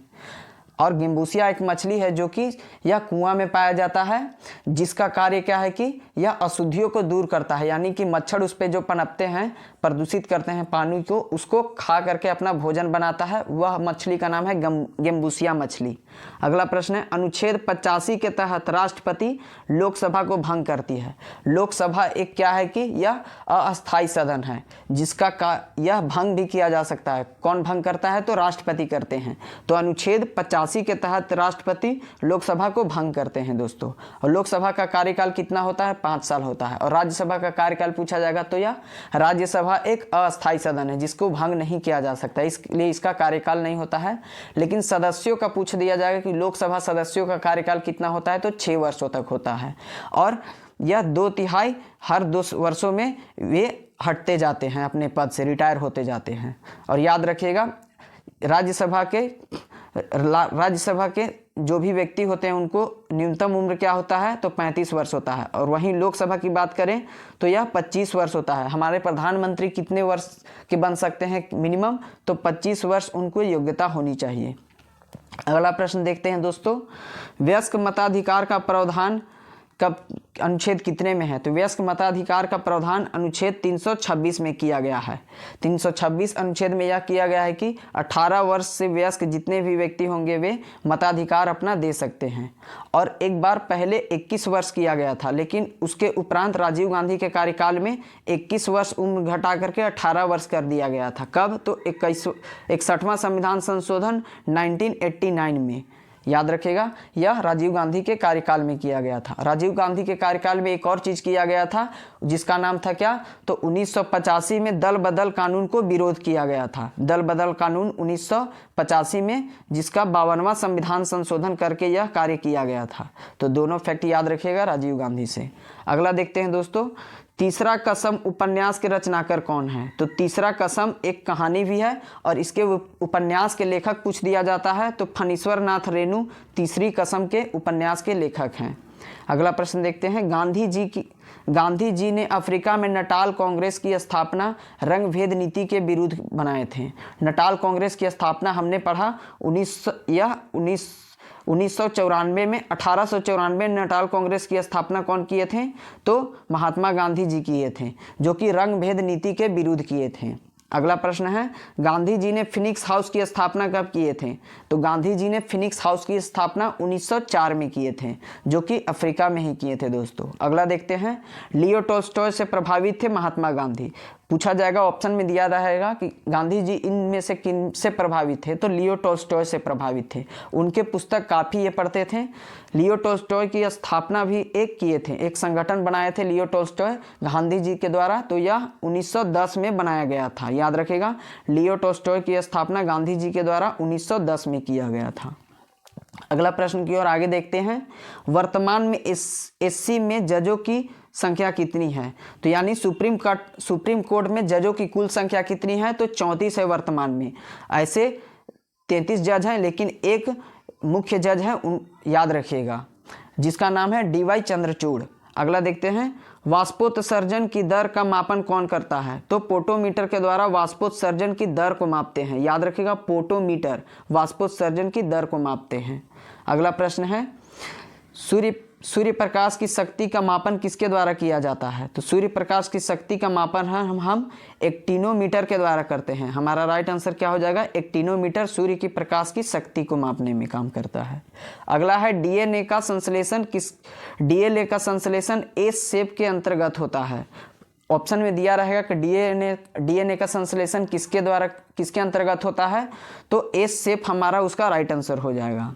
अगला प्रश्न देखते हैं दोस्तों, स्तनधारियों के 2 प्रमुख लक्षण जो अन्य कशेरुकों से अलग करते हैं, स्तन ग्रंथियां एवं दांत। स्तनधारियों के 2 प्रमुख लक्षण हैं ऐसे, ऑप्शन में दिया रहेगा, स्तनधारियों के 2 प्रमुख ऐसे कौन से लक्षण हैं जो अन्य कशेरुक यानी कि हड्डी वाले जीव से अलग करते हैं?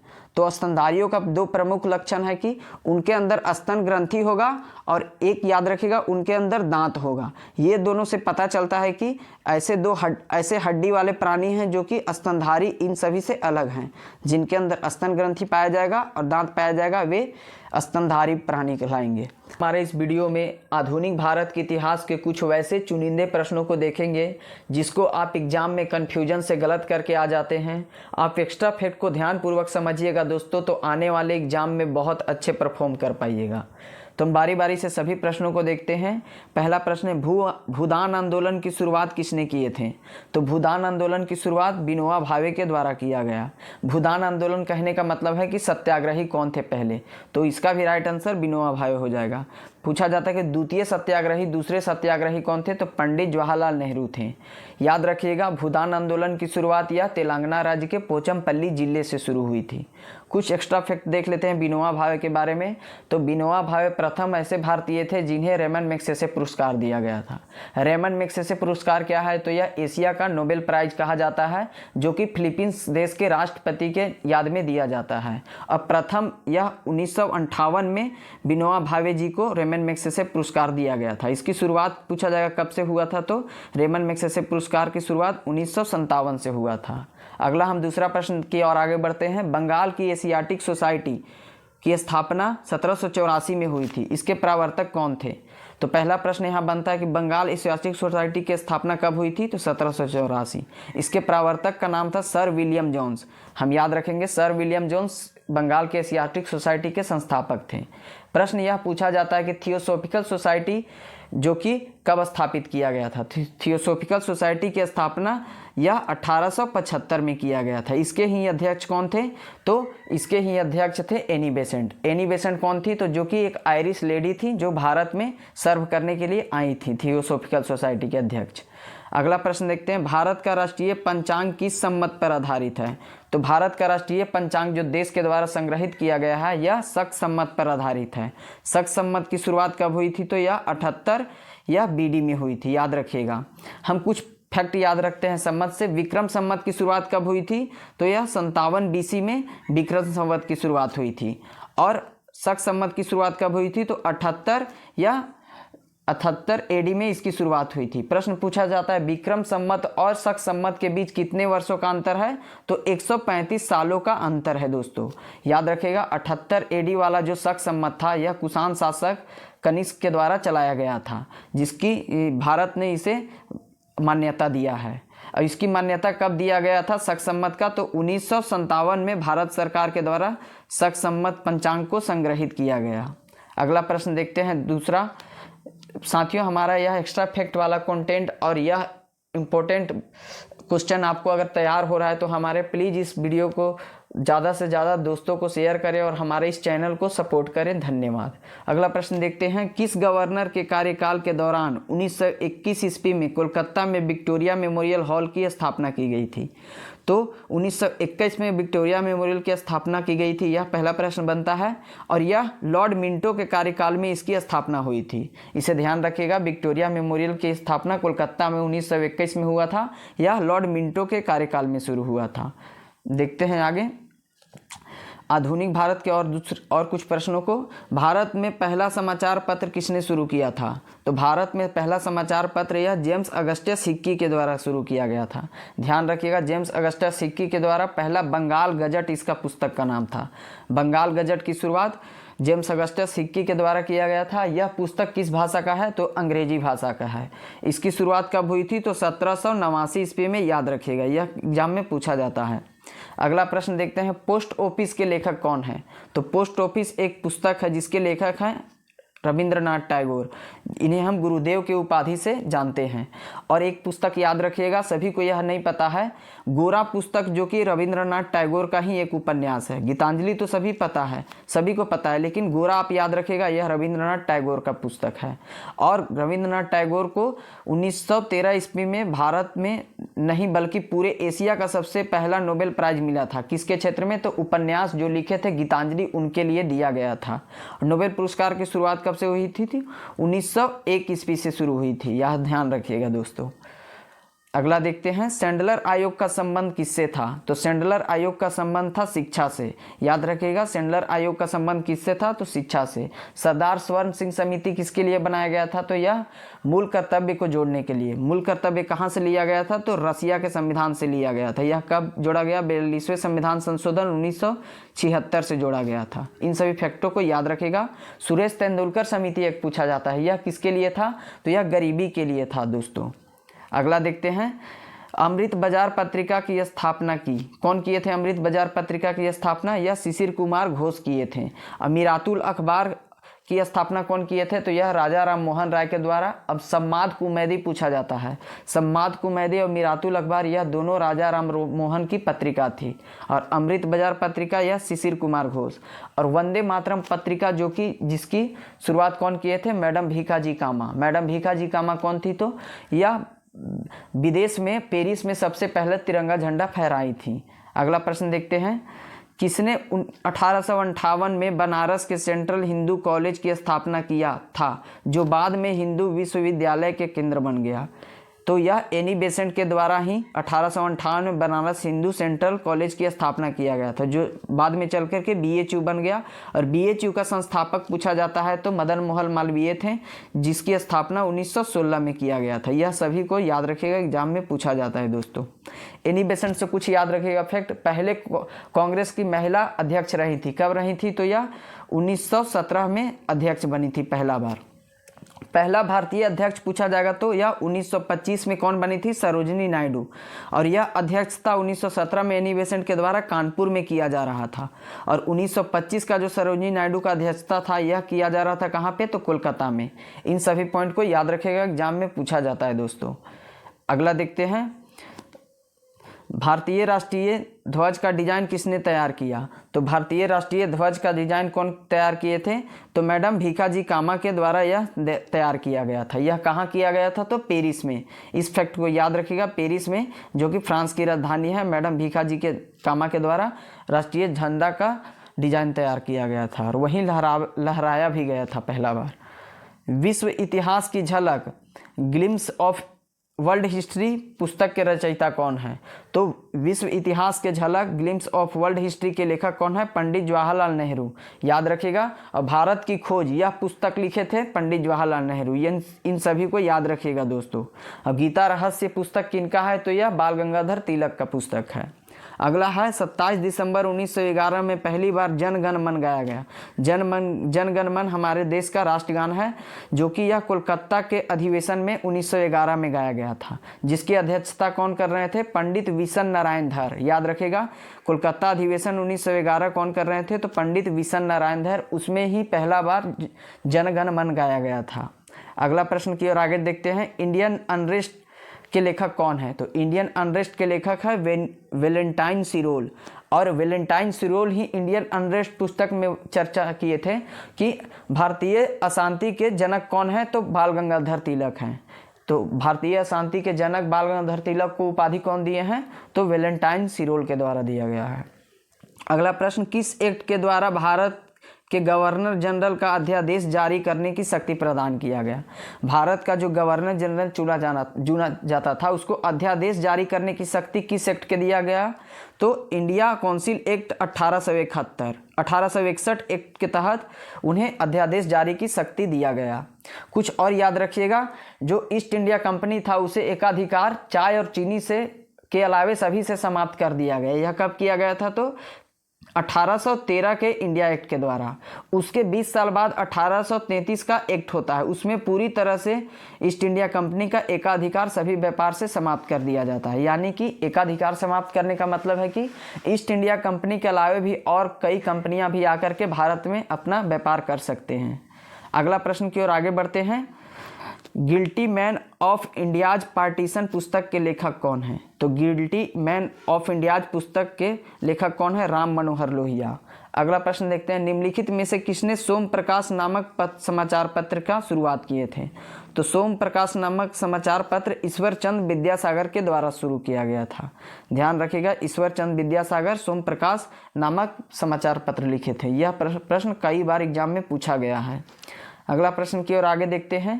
गोल्डन थ्रोशोल्ड नामक कविता संग्रह की रचयिता निम्नलिखित में से कौन है? तो गोल्डन थ्रोशोल्ड यह सरोजिनी नायडू द्वारा लिखा गया एक कविता है।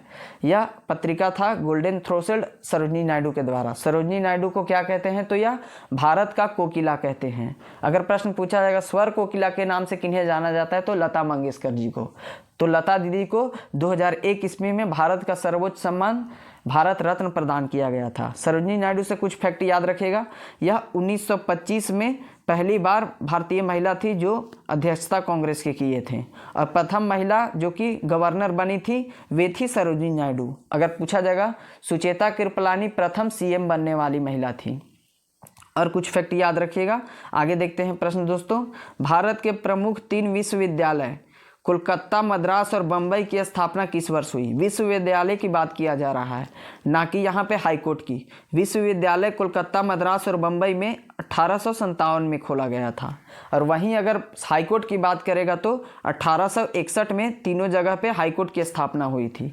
और यह 1774 ईस्वी में, याद रखिएगा, 1774 ईस्वी में कोलकाता में सुप्रीम कोर्ट की स्थापना किए गए थे, जिसके प्रथम जज कौन थे? तो सर एलिजा इम्पे। अगला देखते हैं। किस वर्ष राष्ट्रीय गीत वंदे मातरम गाया गया था? तो कांग्रेस का अधिवेशन हो रहा था 1896 में, कहाँ? कोलकाता में। तो इसकी अध्यक्षता कर रहे थे रहीमतुल्ला सयानी, जिसमें भारत का राष्ट्रीय गीत वंदे मातरम गाया गया था। वंदे मातरम यह बंकिम चंद्र द्वारा, यह उनकी पुस्तक से लिया गया है, आनंद मठ के द्वारा। अगला प्रश्न देखते हैं। निम्नलिखित अंग्रेज शासकों में समाचार पत्रों से प्रतिबंध हटाने का श्रेय किसे जाना जाता है? तो समाचार पत्रों का मुक्तिदाता किन्हें कहा जाता है? प्रेस का मुक्तिदाता चार्ल्स मेटकॉफ को कहा जाता है। याद रखिएगा, चार्ल्स मेटकॉफ समाचार पत्रों से प्रतिबंध हटाए थे। अगला प्रश्न देखते हैं। उपन्यास दुर्गेश नंदिनी के लेखक कौन हैं? तो दुर्गेश नंदिनी के लेखक हैं बंकिम चंद्र चटर्जी। और बंकिम चंद्र चटर्जी का एक और उपन्यास है आनंद मठ, वहीं से वंदे मातरम लिया गया है। किस वर्ष उड़ीसा बिहार से पृथक हुआ था? तो उड़ीसा बिहार से अलग हुआ था 1 अप्रैल 1936 में। हम इतिहास, बिहार, उड़ीसा और पश्चिम बंगाल के कुछ इतिहास फैक्ट को याद रखेंगे।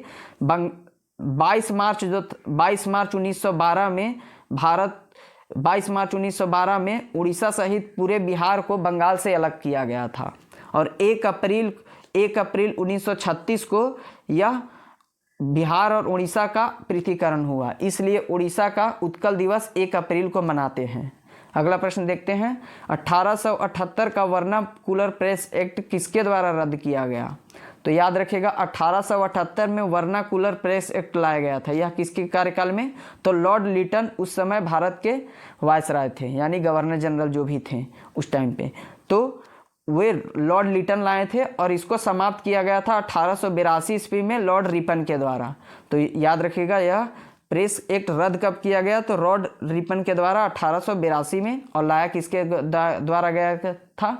तो लॉर्ड यह लिटन के द्वारा 1878 में। अगला देखते हैं। अमेरिका में फ्री हिंदुस्तान अखबार किसने शुरू किया? तो अमेरिका में फ्री हिंदुस्तान नामक अखबार तारकनाथ दास के द्वारा शुरू किया गया था। और अमेरिका के सैन फ्रांसिस्को में यह स्थापना किया गया था किसका? तो यह सैन फ्रांसिस्को में गदर पार्टी की स्थापना किया गया था। कब? तो यह 1913 ईस्वी में, इसे भी ध्यान रखिएगा। और इसके संस्थापक कौन थे? लाला हरदयाल। अगला प्रश्न देखते हैं साथियों। मुंबई, मद्रास और कोलकाता में उच्च न्यायालय की स्थापना कब हुई थी? तो हमने अभी पढ़ा 1861 में हाई कोर्ट बना था। कहाँ कहाँ? मुंबई, मद्रास और कोलकाता के प्रेसिडेंसी में। इन सभी फैक्टों को याद रखिएगा, एग्जाम में पूछा जाता है। अगला है, जब भारत को स्वतंत्रता प्राप्त हुई थी यूनाइटेड किंगडम के मुख्य, उसमें पार्टी कौन थे? तो यूके के, यानी इंग्लैंड के उस समय सरकार किनका चल रहा था? तो लेबर पार्टी का सरकार था। उस समय क्लाइमेट एटली इंग्लैंड के प्रधानमंत्री थे। और उससे पहले वर्ल्ड वार चल रहा था। तो उस समय प्रश्न पूछा जाता है कि सेकेंड वर्ल्ड वार के समय इंग्लैंड के प्रधानमंत्री कौन थे? तो विंस्टन चर्चिल थे। और वहीं अमेरिका के राष्ट्रपति का नाम पूछ लिया जाता है तो डी रूजवेल्ट थे। हमारे इस वीडियो में करंट अफेयर का एक मोस्ट इंपॉर्टेंट टॉपिक 69वां राष्ट्रीय फिल्म पुरस्कार 2023 से बनने वाले सभी करंट अफेयर के सवालों को कवर करेंगे। साथियों, इस वीडियो को आप ज़रूर देखें क्योंकि आने वाले सभी एग्जाम में 2 से 3 प्रश्न जरूर आपको यहाँ से पूछ दिए जाएंगे। तो हम जल्दी से इस वीडियो को प्रारंभ करते हैं। पहले याद रखिएगा, इस बार 2023 में राष्ट्रीय फिल्म पुरस्कार दिया गया। इसका नंबर कितना है? तो 69 नंबर का यह सीक्वेंस है। पहले देखते हैं 69वां राष्ट्रीय फिल्म पुरस्कार की घोषणा 24 अगस्त 2023 को सूचना प्रसारण मंत्रालय एक प्रेस कॉन्फ्रेंस के माध्यम से की गई थी। 69वां राष्ट्रीय फिल्म पुरस्कार की घोषणा 24 अगस्त 2023 को ही कर दिया गया था। किसके द्वारा? तो सूचना और प्रसारण मंत्रालय के द्वारा एक प्रेस कॉन्फ्रेंस के दौरान।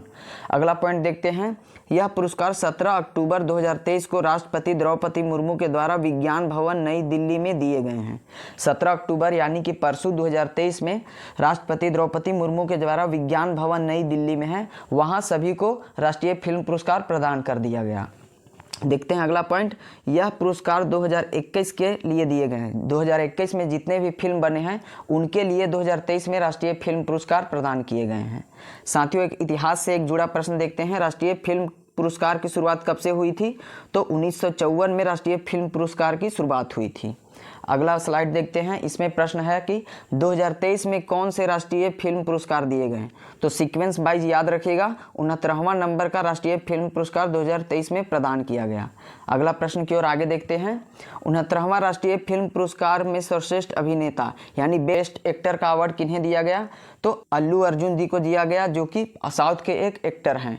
बेस्ट एक्टर का अवार्ड अल्लू अर्जुन को प्रदान किया गया उनके फिल्म पुष्पा द राइज के लिए। अगला देखते हैं दोस्तों प्रश्न, 69वां राष्ट्रीय फिल्म पुरस्कार में सर्वश्रेष्ठ अभिनेत्री का अवार्ड किन्हें दिया गया? तो बेस्ट एक्ट्रेस का अवार्ड 2 लोगों को दिया गया है। पहला है आलिया भट्ट और दूसरी है कृति सेनन। ये दोनों, ऑप्शन डी हमारा राइट आंसर हो जाएगा। आलिया भट्ट और कृति सेनन को बेस्ट एक्ट्रेस का अवार्ड दिया गया। बेस्ट एक्ट्रेस के लिए आलिया भट्ट को गंगूबाई काठियावाड़ी मूवी के लिए दिया गया और कृति सेनन को मिमी फिल्म के लिए बेस्ट एक्ट्रेस का अवार्ड प्रदान किया गया। साथियों, हमारा यह समझाने का तरीका और एक्स्ट्रा फैक्ट वाला वीडियो अगर आपको पसंद आ रहा है तो प्लीज़ हमारे इस छोटे से चैनल को सपोर्ट करें और अपने सभी साथियों को यह वीडियो शेयर करें ताकि उनका भी लाभ हो पाए। अगला प्रश्न हम देखते हैं, सर्वश्रेष्ठ सहायक अभिनेत्री का अवार्ड किन्हें मिला है? तो सपोर्टिंग एक्ट्रेस का अवार्ड किन्हें मिला है? याद रखिएगा, यह प्रश्न भी पूछा जा सकता है। तो सपोर्टिंग एक्ट्रेस का अवार्ड मिला है पल्लवी जोशी जी को। पल्लवी जोशी जो कि सपोर्टिंग एक्ट्रेस थी और यह द कश्मीर फाइल्स मूवी की एक्ट्रेस थी। अगला प्रश्न देखते हैं, सर्वश्रेष्ठ सहायक अभिनेता का अवार्ड किन्हें मिला है? तो सपोर्टिंग एक्टर का अवार्ड किन्हें मिला है? तो याद रखिएगा, सपोर्टिंग एक्टर का अवार्ड मिला है पंकज त्रिपाठी जी को।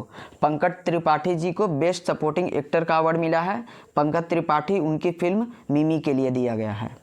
अगला प्रश्न देख लेते हैं, राष्ट्रीय फिल्म पुरस्कार 2023 में सर्वश्रेष्ठ निर्देशक का अवार्ड किन्हें मिला है? तो बेस्ट डायरेक्टर 2023 में राष्ट्रीय फिल्म पुरस्कार का किन्हें प्रदान किया गया? तो याद रखिएगा, बेस्ट डायरेक्टर का अवार्ड मिला था निखिल महाजन जी को। ऑप्शन ए हमारा राइट आंसर हो जाएगा। निखिल महाजन जी का एक फिल्म था गोदावरी द होली वाटर। इनका एक मराठी फिल्म था गोदावरी द होली वाटर, उसके डायरेक्टर जी को, निखिल महाजन को, बेस्ट डायरेक्टर का अवार्ड मिला है। अगला प्रश्न देख लेते हैं, 69वां राष्ट्रीय फिल्म पुरस्कार में बेस्ट मेल प्लेबैक सिंगर का अवार्ड किन्हें मिला है? तो बेस्ट मेल प्लेबैक सिंगर का अवार्ड मिला है, ऑप्शन बी हमारा राइट आंसर हो जाएगा यहाँ, काला भैरव जी को।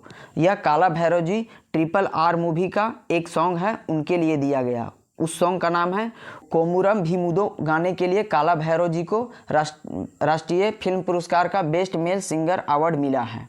अगला प्रश्न देखते हैं, और अब इस बार है बेस्ट फीमेल सिंगर अवार्ड किनको मिला है? तो राष्ट्रीय फिल्म पुरस्कार 2023 में best female playback singer award किन्हें प्रदान किया गया?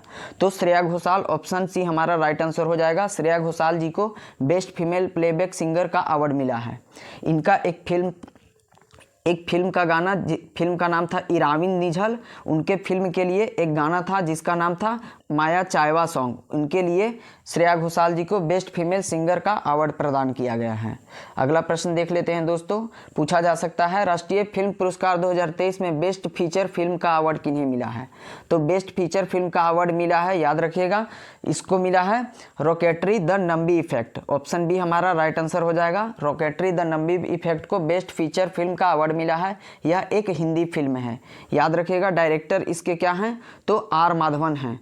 रॉकेटरी द नंबी इफेक्ट के डायरेक्टर का नाम पूछ दिया जाएगा तो आर माधवन उनके डायरेक्टर थे।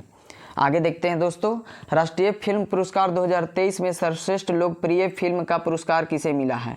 तो लोकप्रिय फिल्म की बात किया जा रहा है तो लोकप्रिय फिल्म का अवार्ड RRR को मिला है। ऑप्शन ए हमारा राइट आंसर हो जाएगा। RRR का डायरेक्टर अगर पूछा जाएगा कि RRR मूवी के डायरेक्टर कौन है तो SS राजामौली। SS राजामौली याद रखिएगा, RRR मूवी के डायरेक्टर हैं। अगला प्रश्न देख लेते हैं साथियों, राष्ट्रीय फिल्म पुरस्कार 2023 में बेस्ट क्रिटिक्स फिल्म का अवार्ड किन्हें मिला है। तो बेस्ट क्रिटिक्स फिल्म का पुरस्कार किसे मिला है तो याद रखिएगा, ये मिला है पुरुषोत्तम चारयुल्लू को। पुरुषोत्तम चारयुल्लू हमारा ऑप्शन बी राइट आंसर हो जाएगा। बेस्ट फिल्म क्रिटिक का अवार्ड मिला है पुरुषोत्तम चारयुल्लू, जो कि एक तेलुगु फिल्म है। अगला प्रश्न की ओर आगे देखते हैं, राष्ट्रीय फिल्म पुरस्कार 2023 में सर्वश्रेष्ठ हिंदी फिल्म का पुरस्कार किसे मिला है। तो यह याद रखिएगा, हिंदी फिल्म वाला पूछा जा सकता है एग्जाम में। सर्वश्रेष्ठ हिंदी फिल्म का पुरस्कार मिला है सरदार उधम को। याद रखिएगा, सरदार उधम ऑप्शन ए हमारा राइट आंसर हो जाएगा। सरदार उधम सिंह एक मूवी आया था जिसके डायरेक्टर कौन थे तो याद रखिएगा, सुजीत सरकार इनके डायरेक्टर थे। अगला प्रश्न देख लेते हैं, बेस्ट नॉन फीचर फिल्म का अवार्ड किसे मिला है। तो बेस्ट नॉन फीचर फिल्म का अवार्ड मिला है, याद रखिएगा, एक गढ़वाली और हिंदी फिल्म है जिसका नाम है एक था गांव। ऑप्शन सी हमारा राइट आंसर हो जाएगा, जिसको बेस्ट नॉन फीचर फिल्म का अवार्ड मिला है। क्या नाम था तो एक था गांव। अगला प्रश्न देख लेते हैं दोस्तों, राष्ट्रीय फिल्म पुरस्कार 2023 में स्पेशल जूरी अवार्ड किसे मिला है। तो स्पेशल जूरी अवार्ड राष्ट्रीय फिल्म पुरस्कार 2023 में किसे मिला है तो याद रखिएगा, उस फिल्म का नाम है शेरशाह। शेरशाह को स्पेशल जूरी अवार्ड 2023 में मिला है। इसके शेरशाह मूवी के डायरेक्टर का नाम पूछा जाएगा तो विष्णुवर्धन डायरेक्टर हैं उनके। अगला प्रश्न देख लेते हैं, बेस्ट बुक ऑन सिनेमा का अवार्ड किसे मिला है। तो कौन सा बुक है जो बेस्ट है सिनेमा के लिए, उसके लिए अवार्ड दिया जाता है। तो इसके लिए अवार्ड दिया गया था, याद रखिएगा, लक्ष्मीकांत प्यारेलाल द्वारा संगीत द इनक्रेडिबल मेलोडियस जर्नी के लिए। याद रखिएगा, ऑप्शन डी हमारा राइट आंसर हो जाएगा। इस पुस्तक के लेखक कौन है तो राजीव विजयकर इसके लेखक हैं। अगला प्रश्न की ओर आगे देख लेते हैं, राष्ट्रीय फिल्म पुरस्कार 2023 में नरगिस दत्त अवार्ड किसे प्रदान किया गया। याद रखिएगा, नरगिस दत्त अवार्ड पूछा जाता है तो नरगिस दत्त अवार्ड इस बार 2023 में द कश्मीर फाइल्स मूवी को दिया गया। याद रखिएगा, द कश्मीर फाइल्स को नरगिस दत्त अवार्ड 2023 में राष्ट्रीय फिल्म का पुरस्कार मिला है। द कश्मीर फाइल के डायरेक्टर पूछ लिया जाएगा तो Vivek Ranjan Agnihotri the Kashmir file movie के डायरेक्टर हैं। साथियों अगला प्रश्न देख लेते हैं, राष्ट्रीय फिल्म पुरस्कार किस मंत्रालय द्वारा प्रदान किया जाता है। यह एक स्टैटिक जीके का प्रश्न है। राष्ट्रीय फिल्म पुरस्कार की बात करें तो यह सूचना और प्रसारण मंत्रालय के द्वारा प्रदान किया जाता है। ऑप्शन डी हमारा बिल्कुल राइट आंसर हो जाएगा। अगला देख लेते हैं कुछ पॉइंट, वर्तमान में केंद्रीय सूचना और प्रसारण मंत्री कौन है तो अनुराग ठाकुर वर्तमान में केंद्रीय सूचना और प्रसारण मंत्री हैं। और याद रखिएगा, राष्ट्रीय फिल्म पुरस्कार जो कि 17 अक्टूबर को प्रदान किया गया, यह प्रत्येक वर्ष किनके द्वारा प्रदान किया जाता है तो राष्ट्रीय फिल्म पुरस्कार भारत के राष्ट्रपति प्रेसिडेंट ऑफ इंडिया के द्वारा प्रदान किया जाता है। द्रौपदी मुर्मू जी 17 अक्टूबर को सभी को राष्ट्रीय फिल्म पुरस्कार प्रदान किए हैं। तो आज के हमारे इस वीडियो में सभी एग्जामों के लिए काफ़ी महत्वपूर्ण टॉपिक, इतिहास के प्रमुख घटनाओं एवं उनसे जुड़े महत्वपूर्ण बिंदुओं को देखेंगे। साथियों इस टॉपिक से हर एग्जाम में 2 से 3 प्रश्न पूछे जाते हैं। आप हमारे एक्स्ट्रा फैक्ट को देखिएगा तो यहाँ से टू द पॉइंट आपके शिफ्ट में प्रश्न पूछे जाएंगे। तो जल्दी से इस वीडियो को प्रारंभ करते हैं। पहला है, महावीर जी का जन्म कब हुआ था। तो महावीर जी का संबंध है जैन धर्म से। इनका जन्म वैशाली में 540 ईसा पूर्व में हुआ था। अगला है, महावीर जी का निर्वाण प्राप्ति कब हुआ था तो 468 ईसा पूर्व पावापुरी में इनको निर्वाण की प्राप्ति हुई थी। याद रखिएगा, महावीर जी 24वें तीर्थंकर थे जैन धर्म के। पहले तीर्थंकर की बात करें तो ऋषभदेव थे और 23वें तीर्थंकर एग्जाम में पूछा जाता है जिनका नाम था पार्श्वनाथ। याद रखिएगा, जैन 2 संगतियाँ हुई थी, प्रमुख 2 जैन संगतियाँ हुई थी। पहला हुआ था यह, उस समय राजा थे पाटलिपुत्रा में चंद्रगुप्त मौर्य, उनके कार्यकाल में यह पहला जैन संगति हुआ था। और दूसरा हुआ था वल्लभी गुजरात में। इन पॉइंट को याद रखिएगा, एग्जाम में पूछा जाता है। आगे की ओर बढ़ते हैं। अब बौद्ध धर्म, गौतम बुद्ध जी का जन्म कब हुआ था तो गौतम बुद्ध जी का जन्म 563 ईसा पूर्व में हुआ था। यह NCERT के आधारित यह ईस्वी दिया हुआ है।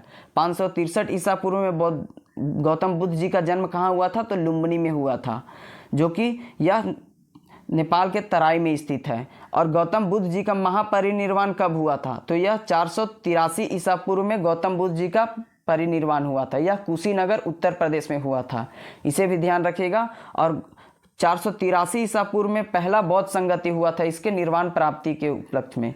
तो यह कौन करवाए थे? तो याद रखिएगा, यह अजातशत्रु के द्वारा कहाँ करवाया गया था? तो राजगृह में करवाया गया था। दूसरा वाला करवाया गया था काला अशोक के समय वैशाली में। और तीसरी बौद्ध संगति अशोक सम्राट के समय किया गया था पाटलिपुत्रा में। और चौथी बौद्ध संगति यह कनिष्क के द्वारा कुंडलवन कश्मीर में किया गया था। आगे देखते हैं, अशोक द्वारा कलिंग पर विजय कब प्राप्त की गई? तो कलिंग यह उड़ीसा राज्य में स्थित है। कलिंग पे विजय 261 ईसा पूर्व में अशोक के द्वारा प्राप्त की गई थी विजय। याद रखेगा, 261 ईसा पूर्व कलिंग विजय के बाद अशोक जी का हृदय परिवर्तित हो गया और ये फिर हिंसा को त्याग करके अहिंसा के पुजारी बन गए। और इन्होंने बौद्ध गुरु थे एक उपगुप्त, उनसे बौद्ध धर्म की दीक्षा लिए थे। और पूछा जाता है कि उन्होंने अपने बेटे महेंद्र और पुत्री संघमित्रा को श्रीलंका में बौद्ध धर्म के प्रचार के लिए भेजे थे। और देव नाम प्रिय किन्हें जाना जाता है? तो देव नाम प्रिय के नाम से अशोक को जाना जाता है। याद रखिएगा, इन सब पॉइंट को एग्जाम में अशोक से रिलेटेड पूछा जाता है। आगे देखते हैं, विक्रम संवत का आरंभ कब हुआ था? तो 57 ईसा पूर्व में विक्रम संवत का आरंभ हुआ था। उज्जैन के शासक थे विक्रमादित्य, उन्होंने विक्रम संवत का प्रारंभ करवाए थे। याद रखिएगा। अगला देखते हैं, शक संवत का प्रारंभ कब हुआ था? तो 78 ईसा पूर्व में शक संवत का प्रारंभ हुआ था, जो कि शक शासक थे कनिष्क, उन्होंने इसका प्रारंभ करवाए थे। याद रखिएगा, प्रश्न पूछा जाता है कि विक्रम संवत और शक संवत के बीच कितने वर्षों का अंतर है? तो 135 वर्षों का अंतर है, एग्जाम में पूछा जाता है। और हमारे देश भारत के द्वारा राष्ट्रीय कैलेंडर के रूप में शक संवत को अपनाया गया है। कब अपनाया गया था? तो यह 1957 में अपनाया गया था। यह सभी पॉइंट को याद रखिएगा, एग्जाम में जरूर यहाँ से प्रश्न बनते हैं। आगे की ओर बढ़ते हैं, हिजरी संवत का प्रारंभ कब हुआ था? तो हिजरी संवत का प्रारंभ 622 ईस्वी में हुआ था। याद रखिएगा, हिजरी संवत का प्रारंभ 622 ईस्वी में हुआ था। अगला देखते हैं, सोमनाथ मंदिर जो कि गुजरात में स्थित है, इस पे आक्रमण कब किया गया था? तो सोमनाथ मंदिर को लूटा गया था 1025 ईस्वी में। किसके द्वारा? तो मोहम्मद गजनवी के द्वारा। अगला देखते हैं, तराइन का प्रथम युद्ध। तराइन का कुल 2 युद्ध हुआ था। पहला हुआ था 1191 में और दूसरा हुआ था 1192 में। यह उस समय भारत के शासक थे कौन? तो भारत के राजा थे पृथ्वीराज चौहान। और मोहम्मद गौरी तराइन का प्रथम युद्ध में अटैक किया था। उसमें तराइन का प्रथम युद्ध में मोहम्मद गौरी का पराजय हुआ और पृथ्वीराज चौहान जीत गए थे। और दूसरा युद्ध 2 साल बाद 91 के बाद 1 साल 92 में हुआ।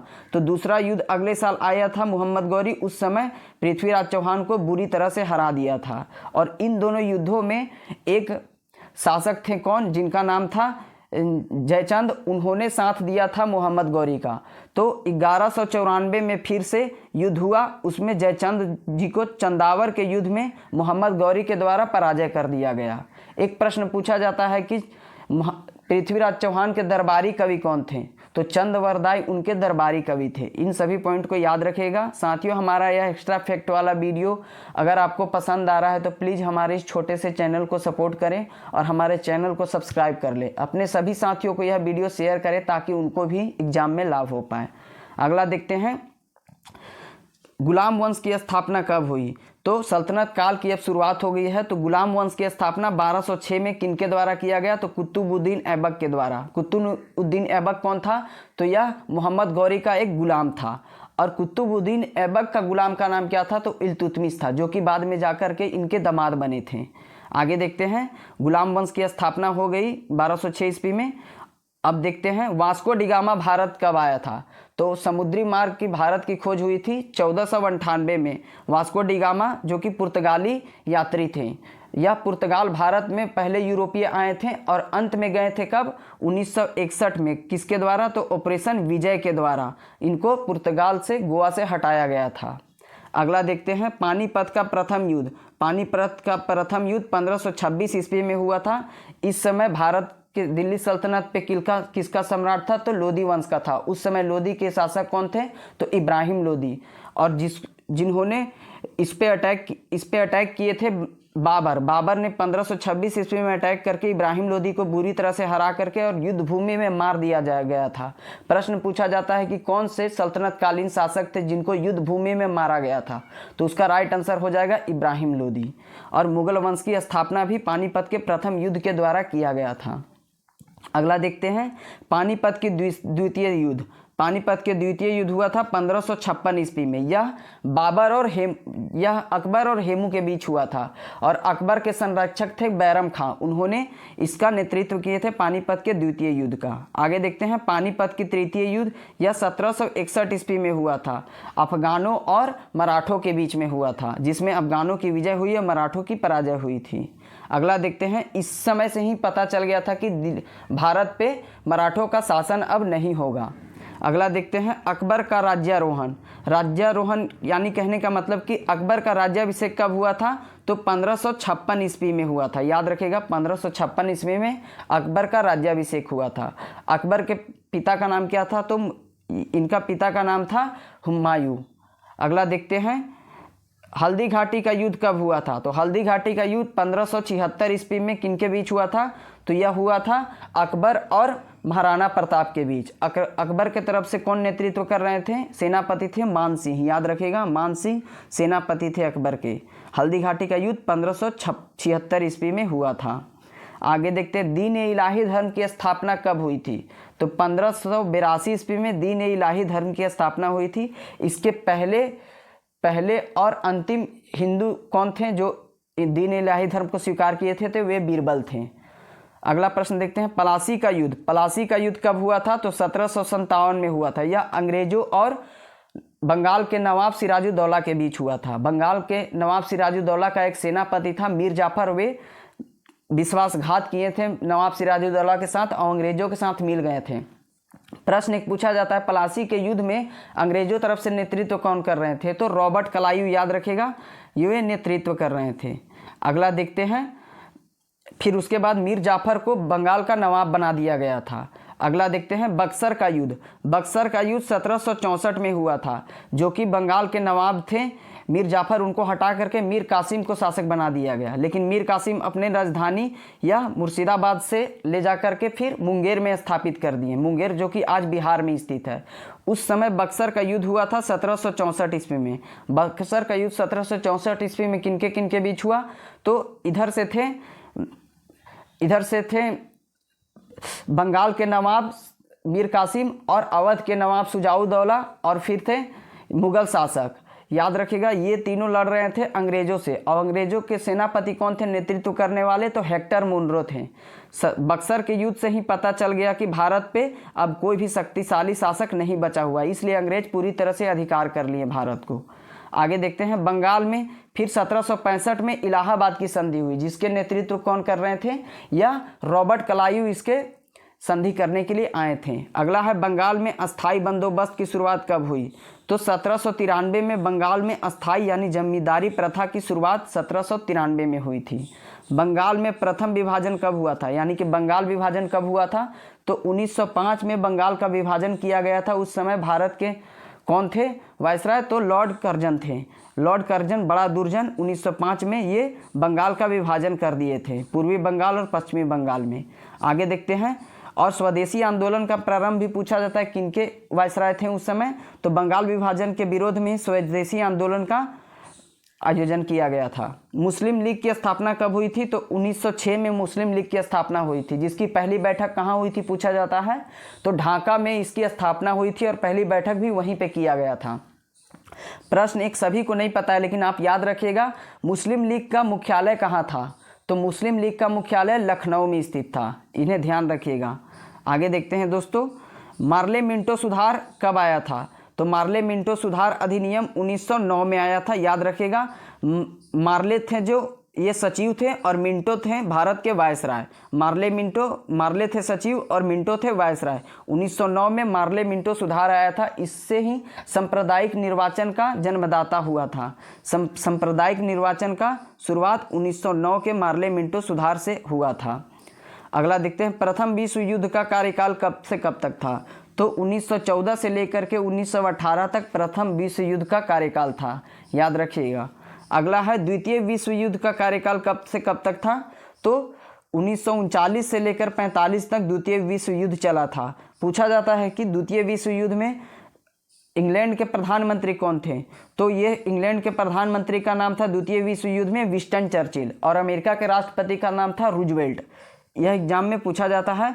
और पूछा जाता है द्वितीय विश्व युद्ध के समय भारत के वायसराय कौन थे, तो ध्यान रखिएगा भारत के वायसराय थे उस समय लॉर्ड इरविन। अगला देखते हैं, लॉर्ड इरविन नहीं, यह लिनलिथगो, याद रखिएगा लिनलिथगो सेकेंड वर्ल्ड वार के समय भारत के वायसराय थे। असहयोग आंदोलन की शुरुआत कब से हुई, तो 1920 से हुई थी, 1922 तक चली थी।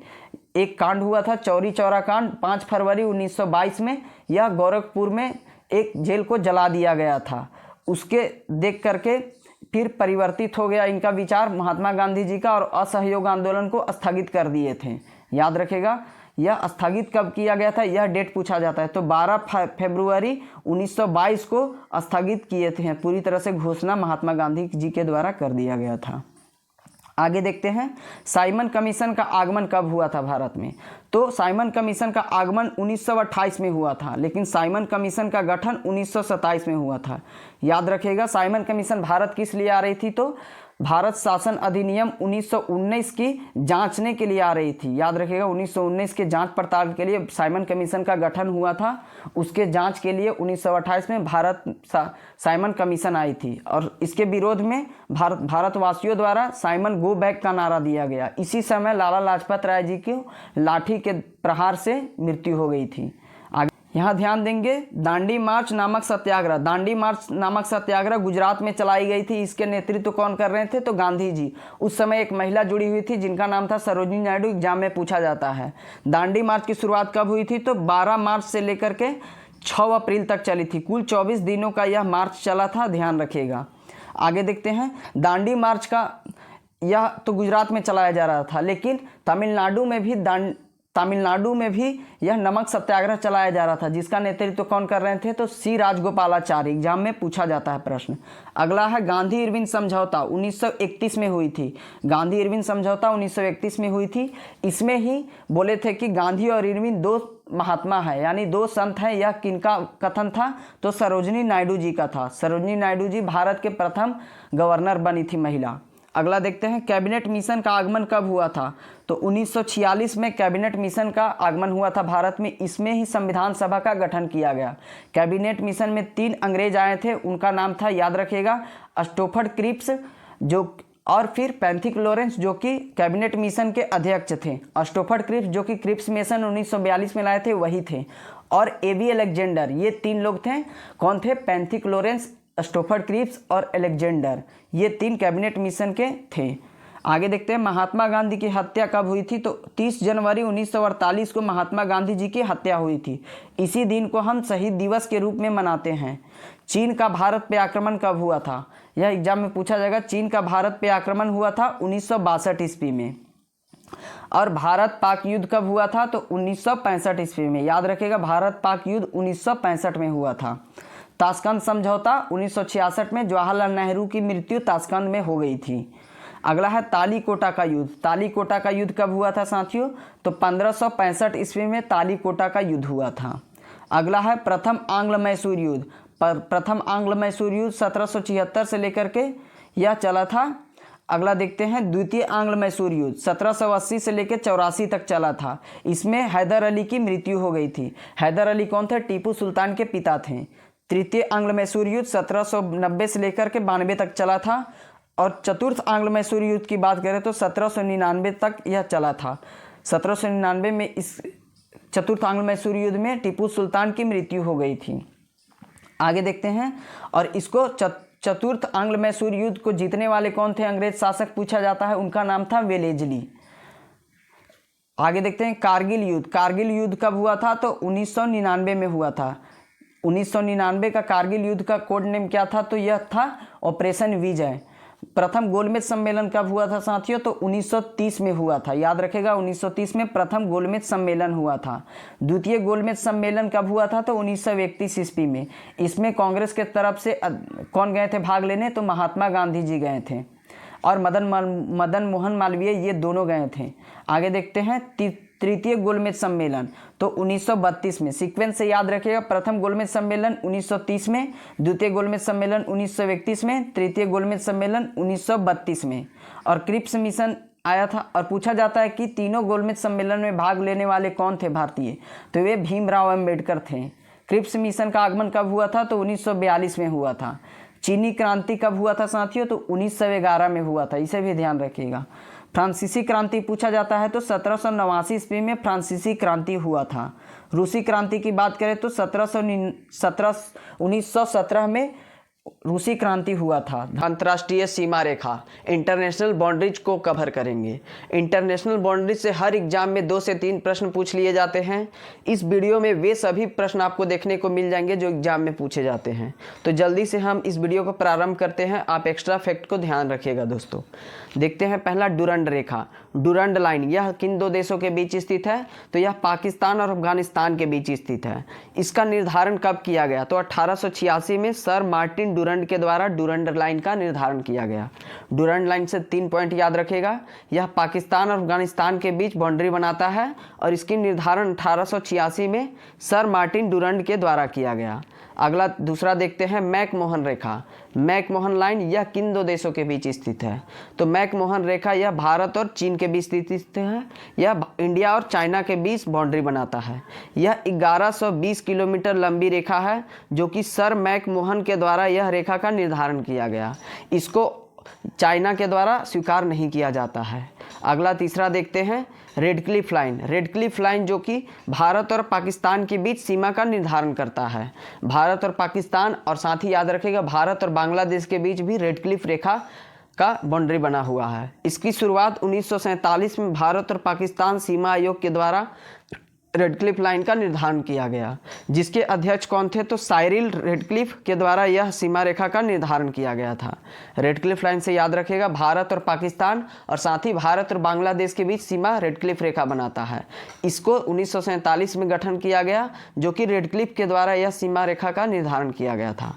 अगला चौथा देखते हैं 17वां समानांतर रेखा, 17th पैरेलल, यह किन 2 देशों के बीच स्थित है, तो याद रखेगा उत्तरी वियतनाम और दक्षिणी वियतनाम। वियतनाम 2 भागों में बंट गया था, इसलिए 17वां समानांतर रेखा से उत्तरी वियतनाम और दक्षिणी वियतनाम को सीमा रेखा निर्धारण किया गया था। अगला देखते हैं 24वीं समानांतर रेखा, 24th पैरेलल, यह किन 2 देशों के बीच स्थित है, तो इसे भी ध्यान रखिएगा। 24th पैरेलल यह भारत और पाकिस्तान के बीच स्थित है। यहाँ बात याद रखिएगा कि यह रन ऑफ कच्छ जो कि गुजरात में स्थित है, यहाँ पे पाकिस्तान मानता है कि भारत और पाकिस्तान का सीमा बना हुआ है, लेकिन भारत तो नहीं मानता है, पाकिस्तान इसको एरिया ज़्यादा मिलता है, इसलिए समानांतर रेखा 24वीं को वह पूरी तरह से ऑफिशियली मानता है। अगला याद रखिएगा 31वीं समानांतर रेखा पूछा जाता है, यह ईरान और इराक के बीच स्थित है। याद रखिएगा यह ईरान और इराक के बीच 31वीं समानांतर रेखा स्थित है। और एक पूछा जाता है दोस्तों मैनरहीन रेखा, तो मैनरहीन रेखा यह जर्मनी और फिनलैंड के बीच स्थित है। यह भी एग्जाम में काफ़ी बार पूछा गया है। मैनरहीन रेखा जर्मनी और फिनलैंड के बीच स्थित है। यह साथियों हमारा यह एक्स्ट्रा फैक्ट वाला वीडियो और कंटेंट आपको पसंद आ रहा है तो प्लीज़ हमारे इस छोटे से चैनल को सपोर्ट करें और अपनी सभी साथियों को यह वीडियो शेयर करें ताकि उनका भी लाभ हो पाए। अगला देखते हैं 38वीं समानांतर रेखा, 38th पैरेलल, यह किन 2 देशों के बीच स्थित है, तो यह कोरिया को 2 भागों में बांटती है, एक उत्तरी कोरिया और दक्षिणी कोरिया। 38वीं समानांतर रेखा कोरिया को 2 भागों में बांटती है, उत्तरी नॉर्थ कोरिया और साउथ कोरिया। अगला देखते हैं 49वां समानांतर रेखा, 49वां समानांतर रेखा यह अमेरिका और कनाडा देश के बीच सीमा का निर्धारण करता है। यह अमेरिका और कनाडा को 2 भागों में बांटता है। एक देखते हैं कुछ और फैक्ट याद रखेगा, 8वीं समानांतर रेखा होता है, एक 9वीं समानांतर रेखा और एक 10वीं समानांतर रेखा। याद रखेगा 8वीं समानांतर रेखा यह है मालदीव और मिनिकोय के बीच, मालदीव और मिनिकोय के बीच 8वीं समानांतर रेखा है। और यहाँ मिनिकोय और लक्षद्वीप के बीच कौन सा है, 9वीं समानांतर रेखा। और उत्तरी अंडमान और दक्षिणी अंडमान के बीच 10वीं समानांतर रेखा है। और फैक्ट याद रखेगा 17वीं समानांतर रेखा पूछा जाता है तो यह उत्तरी वियतनाम और दक्षिणी वियतनाम के बीच स्थित है। 38वीं पूछा जाएगा तो उत्तरी कोरिया और दक्षिणी कोरिया। 49वीं समानांतर रेखा पूछा जाएगा तो अमेरिका और कनाडा के बीच। यह सभी फैक्ट को याद रखिएगा, एग्जाम में पूछा जाता है। 24वीं समानांतर पूछ दिया जाएगा तो भारत और पाकिस्तान के बीच, जो रन ऑफ कच्छ में स्थित है। अगला देखते हैं हिंडनबर्ग रेखा। हिंडनबर्ग रेखा याद रखेगा, यह किन दो देशों के बीच स्थित है? तो जर्मनी और पोलैंड के बीच। जर्मनी और पोलैंड के बीच हिंडनबर्ग रेखा स्थित है। यह प्रथम विश्व युद्ध में जर्मनी की सेना यही हिंडनबर्ग रेखा से वापस लौट गई थी। अगला देखते हैं ऑर्डरनाइस रेखा, ऑर्डरनाइस लाइन, जिसको जर्मनी और पोलैंड के बीच ही ऑर्डरनाइस लाइन भी स्थित है। याद रखिएगा, हिंडनबर्ग रेखा और ऑर्डरनाइस रेखा यह जर्मनी और पोलैंड के बीच सीमा का निर्धारण करता है। अगला देखते हैं मैगिनोट लाइन। मैगिनोट लाइन याद रखेगा, जर्मनी और फ्रांस के बीच बनाया गया था। यह फ्रांस के द्वारा जर्मनी के आक्रमण को रोकने के लिए मैगिनोट लाइन का निर्माण किया गया था। और सिजफ्राइड लाइन, यह भी जर्मनी और फ्रांस के बीच स्थित है। सिजफ्राइड लाइन और मैगिनोट लाइन जर्मनी और फ्रांस के बीच स्थित है। और अंतर याद रखेगा, मैगिनोट लाइन फ्रांस के लिए बचाव के लिए अपना बनाया गया था और यह सिजफ्राइड लाइन यह जर्मनी के द्वारा बनाया गया था। सभी एग्जामों के लिए काफ़ी महत्वपूर्ण टॉपिक भारत के प्रमुख पर्वतों को देखेंगे। सभी एग्जामों में 1 से 2 प्रश्न यहाँ से पूछे जाते हैं। इस वीडियो को देखने के बाद वे सभी प्रश्न आप बिल्कुल राइट करके आइएगा और एक्स्ट्रा फैक्ट को ध्यान दीजिएगा, तो आपके सभी एग्जामों के लिए यहाँ से प्रश्न जरूर बनेंगे। तो हम पहला प्रश्न देख लेते हैं। हिमालय पर्वत एक प्रमुख प्रकार है। पर्वतों के कई प्रकार होते हैं, जिसमें से हिमालय पर्वत वलित पर्वत का एक प्रकार है। याद रखिएगा, नवीन वलित पर्वत हिमालय है और हिमालय विश्व की सबसे बड़ी पर्वत है। याद रखिएगा, यह प्रश्न पूछा जाता है, विश्व की सबसे लंबी पर्वत श्रृंखला कौन सी है? तो एंडीज पर्वत श्रृंखला है, जो कि दक्षिण अमेरिका महाद्वीप में स्थित है। याद रखें, एंडीज सबसे लंबी है और सबसे बड़ी हिमालय पर्वत है। अगला दूसरा प्रश्न देखते हैं। भारत में सबसे ऊंची पर्वत चोटी कौन सी है? तो गॉडविन ऑस्टिन, जिसे हम K2 के नाम से जानते हैं, यह भारत की सबसे ऊंची चोटी है। यह POK में स्थित है। ध्यान रखिएगा, यह पाक ऑक्यूपाइड कश्मीर में स्थित है। और पूर्ण रूप से भारत में अगर पूछा जाएगा कि कौन सी सबसे ऊंची चोटी है, तो कंचनजंगा, जो कि सिक्किम राज्य में स्थित है। भारत में हिमालय की सर्वोच्च चोटी जो कि पूर्ण रूप से भारत में ही है, यह कंचनजंगा सिक्किम में स्थित है। अगला प्रश्न देखते हैं। हिमालय की उत्पत्ति किस भूसन्नति से हुई है? तो हिमालय जो आज खड़ा है, इससे पहले प्राचीन काल में तेथिस सागर वहाँ पे स्थित था। तो तेथिस सागर हमारा राइट आंसर हो जाएगा। अगला प्रश्न देखते हैं दोस्तों। काराकोरम पर्वत श्रेणी का पूर्व नाम क्या है? तो काराकोरम पर्वत श्रेणी का प्राचीन नाम कृष्णागिरी है। सभी को यह आंसर नहीं पता है, लेकिन आप ध्यान रखिएगा, एग्जाम में यहाँ से प्रश्न बनेंगे। काराकोरम का प्राचीन नाम कृष्णागिरी था। अगला प्रश्न देखते हैं। सतलज और काली नदी के बीच हिमालय का कौन सा प्रादेशिक विभाग स्थित है? तो हम बारी बारी से सभी सीक्वेंस को याद रखिएगा। यहाँ पे सिंधु नदी से लेकर के सतलज नदी तक पंजाब हिमालय है। फिर सतलज नदी से लेकर के यहाँ पे है काली नदी, यहाँ पे कुमायूं हिमालय है। और कुमायूं नदी से यहाँ काली नदी से लेकर के तीस्ता नदी के बीच नेपाल हिमालय है। और तीस्ता नदी से लेकर के दिहांग नदी तक यहाँ पे असम हिमालय है। तो यहाँ प्रश्न क्या पूछा गया? सतलज नदी एवं काली नदी के बीच हिमालय कौन सा है? तो सतलज नदी और काली नदी के बीच कौन सा है? तो हमारा यह कुमायूं हिमालय है। कुमायूं हमारा राइट आंसर हो जाएगा। अगला प्रश्न है। काली एवं तीस्ता नदी के बीच हिमालय कौन सी है? तो यहाँ देखेंगे, काली नदी है और तीस्ता नदी है, इसके बीच हिमालय है नेपाल हिमालय। तो नेपाल हिमालय हमारा राइट आंसर हो जाएगा। अगर पूछा जाएगा कि यहाँ तीस्ता नदी और दिहांग नदी के बीच कौन सा हिमालय है, तो असम हिमालय है। अगर प्रश्न पूछा जाएगा सिंधु नदी और सतलज नदी के बीच कौन सा हिमालय है, तो पंजाब हिमालय या फिर इसे कश्मीर हिमालय के नाम से भी जानते हैं। हमारा साथियों, यह एक्स्ट्रा फैक्ट वाला वीडियो और कंटेंट आपको पसंद आ रहा है तो प्लीज़ हमारे इस छोटे से चैनल को सपोर्ट करें और हमारे चैनल को सब्सक्राइब करें। अपने सभी साथियों को यह वीडियो शेयर करें ताकि यह टॉपिक उनका भी क्लियर हो जाए। अगला प्रश्न देखते हैं। किस हिमालय चोटी को सागरमाथा कहते हैं?